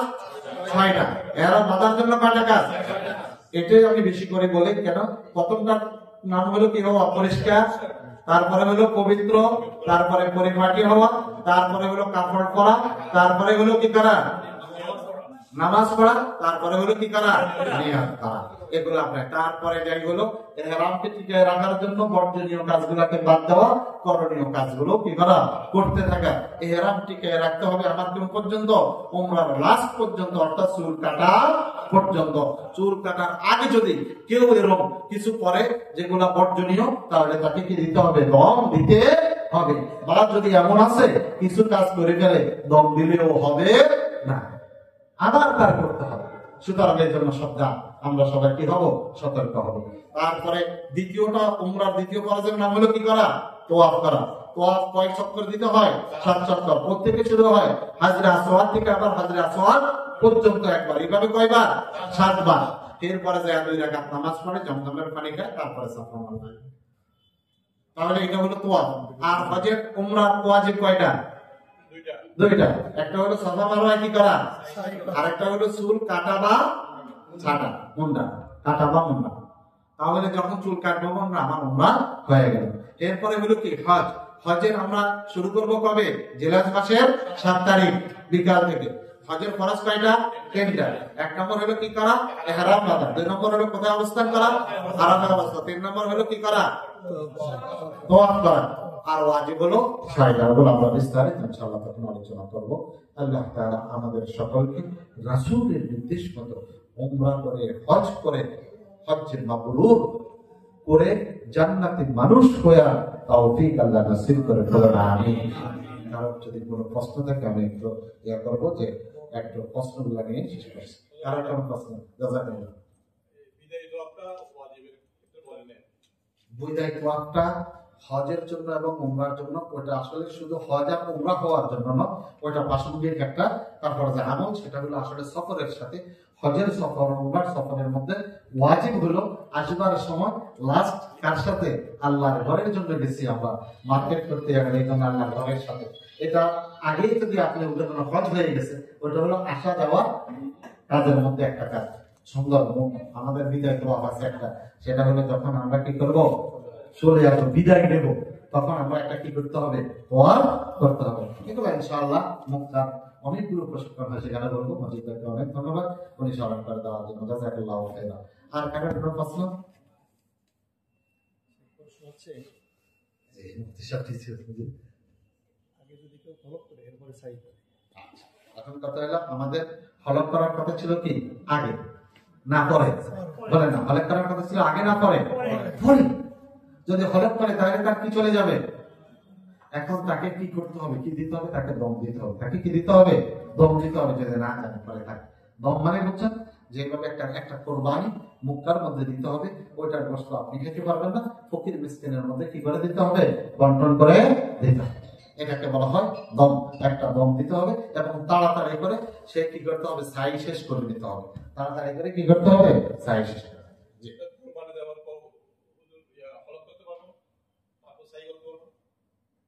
না, এটা উনি বলছে উমরার মধ্যে। উমরার মধ্যে তো ইহরাম অবস্থায় ছিলাম, আমার আগে সাই পরে কি কুরবানি? না, উমরার মধ্যে কুরবানি না, পরে যে চুল কাটা বা মুন্ডানো, চুল কাটা বা মুন্ডানো। এখন আমি সাই না করে তোয়াফ করে এসে চুল কেটে ফেলছে মুখে ভুলে, তাহলে তার এখন কি হয়ে গেল?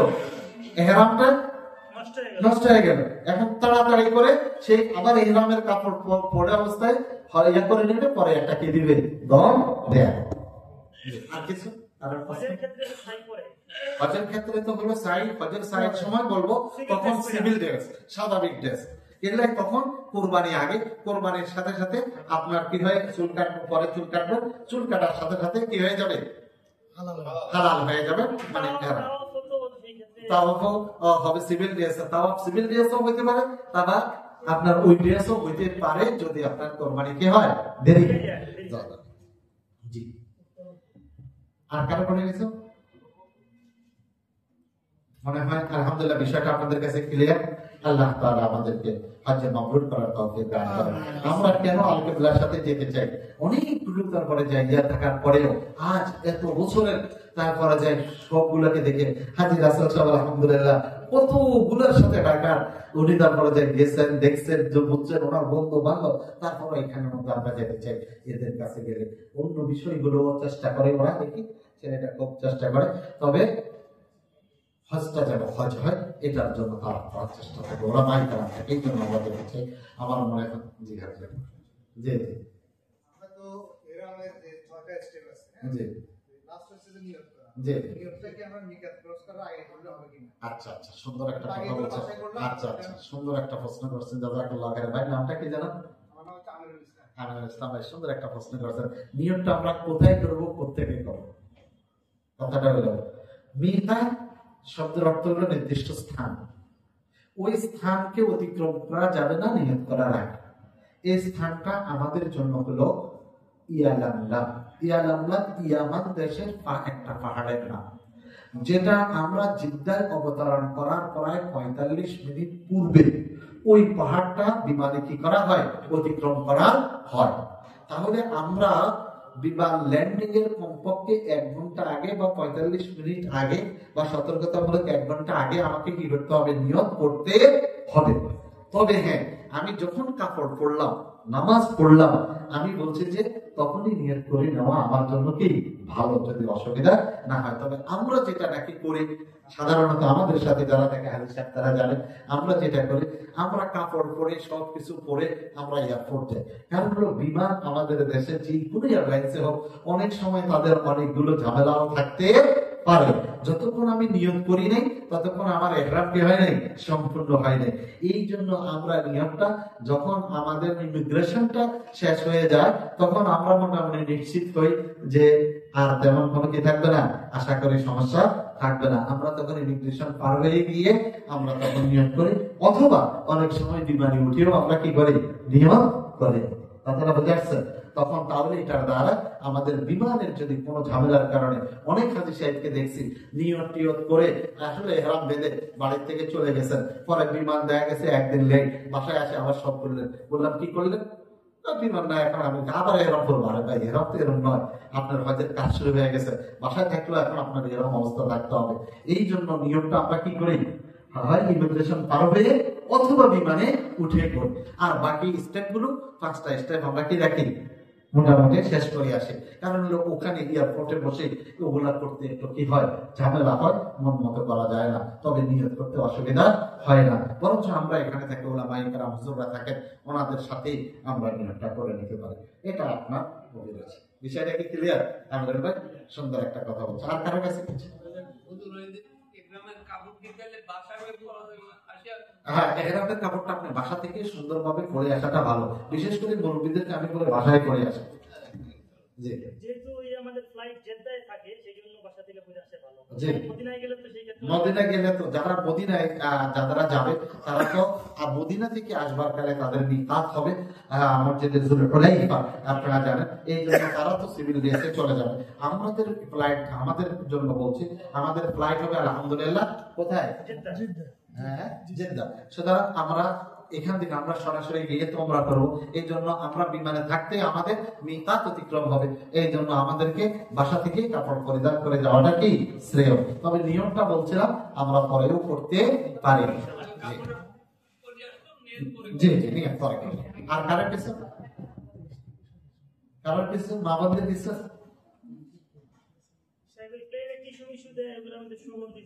সুন্দর একটা বিমানে একটা আপনাদেরকে আমাদের দেশে বলে আর এই যে ভিজা টিস্যু বলি আমরা, এমনি টিস্যু গুলা তেমন একটা, সেগুলোর মধ্যে একটু সুগন্ধি থাকে, পারফিউম দেখা থাকে, ওইটা ব্যবহার না করাই ভালো। তবে যেটা পারফিউম ওটা খুব হালকা একবারে যে না করাটাই ভালো, ওটা করবো না। আমরা আমাদের নিজের টিস্যু যেগুলো, হ্যান্ড ওয়াশের কথাটা বলছিলাম বলে আপনি করতে গেছিলেন। হ্যান্ড ওয়াশের ক্ষেত্রে আমরা যেগুলোর মধ্যে কি আছে, হ্যান্ড ওয়াশে আমাদের সাধারণত বাজারে যেগুলা, এগুলোর মধ্যে কি থাকে, পারফিউম মিশানো থাকে, এগুলা ব্যবহার করবো না। অনেকে করে কি ছোট ছোট ওই যে কাপড় কাচার সাবান বলে, একটু যেগুলা এগুলা নিয়ে যায় হ্যান্ড ওয়াশ হিসেবে ব্যবহার করা, অর্থাৎ যাতে কি নাই, সুগন্ধি নাই, এগুলা আমরা ইহরাম অবস্থায় এগুলা ব্যবহার করবো। তাহলে বুঝা গেছে আলহামদুলিল্লাহ, আমাদের কাছে বিষয়টা ক্লিয়ার, আর তেমন কিছু নেই। এবার হলো আমার একটা কথা শেষ বলবো, আমরা যাওয়ার আগ পর্যন্ত লম্বা যে সময়টা থাকবে, এই সময় আমরা কি করব? এই সময় আমরা দুইটা আমলের কথা বলতে চাই। কি বলেন, বলবো? সবাই বলে না, কি বলেন, বলবো? একটা হলো হজ সম্পর্কিত বিভিন্ন সঠিক বই, ওনারা বিশেষ করে যেগুলা দেয় এগুলা পড়বো। কি বলেন, পারবো তো ইনশাআল্লাহ? আরেকটা হলো প্রতিদিন কমপক্ষে 2 রাকাত নামাজ পড়ে আল্লাহর কাছে দোয়া করবো। কি বলেন, পারবো ইনশাআল্লাহ? প্রতিদিন 2 রাকাত নফল নামাজ, সালাতুল হাজাত পড়বো।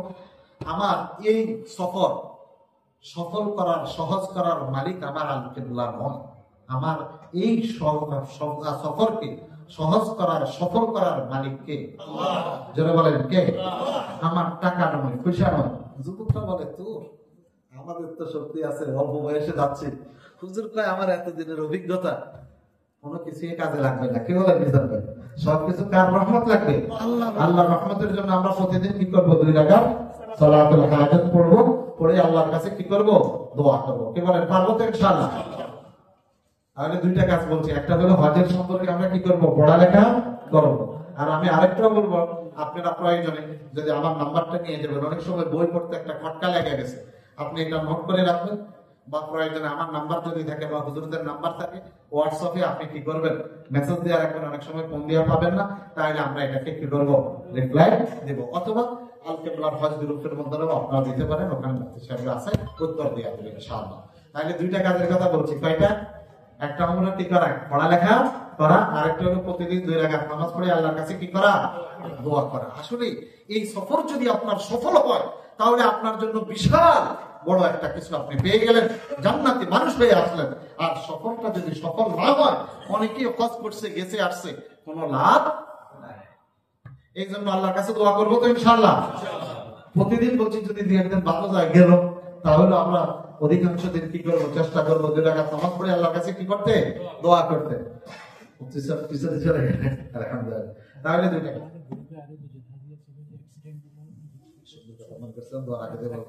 হাজির সাহেব আমাদেরকে একটা কথা স্মরণ করে দিয়েছে, আমিও মনে রাখছি, দোয়ার আগে দিয়ে বলবো। আজকে আমরা যে ইষ্টি কুটুমে বসা, এই ইষ্টি কুটুমের মালিকদের মধ্য থেকে অন্যতম একজন তিনি, এবং রায়হান ভাই অনেকে জানেন, ইয়ং মানুষ, হজ যাবে, হজে যাওয়ার জন্য তার অনেকগুলো এজেন্সি আছে। তবে সে কয় যে না, বলছে যে হজ যদি করি মতিউর হুজুরের লাভ করো, এই কথা কয়া বলে যে এর সাথে যাবে। সেই দিন আমরা হাজির সাহেবের বাসা, হাজির সাহেব তো একবারে শাহী খাওয়া দাওয়ার ব্যবস্থা করলেন, আর যারা ছিলেন না তাদেরকে মনে করাই দিলেন যে উনি পড়াই এরকম করে। তাই ওদিনও রায়হান ভাই হজের জন্য কত আবেগ নিয়ে কতগুলা বললেন। গত কয়েকদিন আগে তিনি ঢাকা বিশ্ববিদ্যালয়ে সকালবেলায় একটা কাজ ছিল, গিয়েছিলেন। ওখানে রিক্সা হঠাৎ করে জোরে চালাইতে গিয়ে স্পিড ব্রেকারের সাথে পড়ে গিয়ে ওনার পাওটা মধ্যখান দিয়ে ভেঙে গেছে। ইন্না লিল্লাহি ওয়া ইন্না ইলাইহি রাজিউন। তিনি শ্যামলীর ট্রমাতে ভর্তি,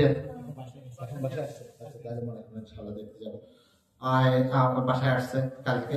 তো উনি অসুস্থ, এবার ডাক্তার বলছে ওনাকে 6 মাস না, 6 মাসের মধ্যে ওনাকে মুভ করা সম্ভব নয়। দেখেন সবকিছু আমাকে আপনাকে হেফাজত করার মালিককে। এই জন্য বলছে প্রতিদিন 4 রাকাত নামাজ পড়েন, 2 রাকাত নামাজ পড়েন। অনেক মানুষ আছে এয়ারপোর্ট পর্যন্ত গেছে, তারপরও কাজে যাইতে পারে নাই। আমাকে আর আপনাকে নেওয়ার মালিককে আল্লাহ, হায়াতে বরকত দেওয়ার মালিককে আল্লাহ। সুতরাং আমরা এই ভাইয়ের জন্য দোয়া করবো, আল্লাহ আপনি রায়হান ভাইকে আপনি পরিপূর্ণ সেহ্হাতে কামেলা, পরিপূর্ণ সুস্থতা নসিব করেন। উনি এভাবে যেতে পারবে না, ওনার আরোগ্যতার জন্য, ওনার সেবা শুশ্রূষার জন্য ওনার ওয়াইফ ওনার কাছে থাকা লাগবে। উনিও মাহারাম দিতে যেতে পারবেন না, দুইজনে আটকে গেলেন। আল্লাহ আপনি ওনাদেরকে হায়াতে বরকত দিয়ে হজ্জ মাবরুর করার তৌফিক নসিব করে দেন, বলেন আমিন। আমাদেরকেও আল্লাহ আপনি হায়াতে বরকত দিয়ে হজ্জ মাবরুর করার তৌফিক দান করুন, আমিন। ওয়া আখিরু দাওয়ানা আনিল হামদুলিল্লাহি রাব্বিল আলামিন।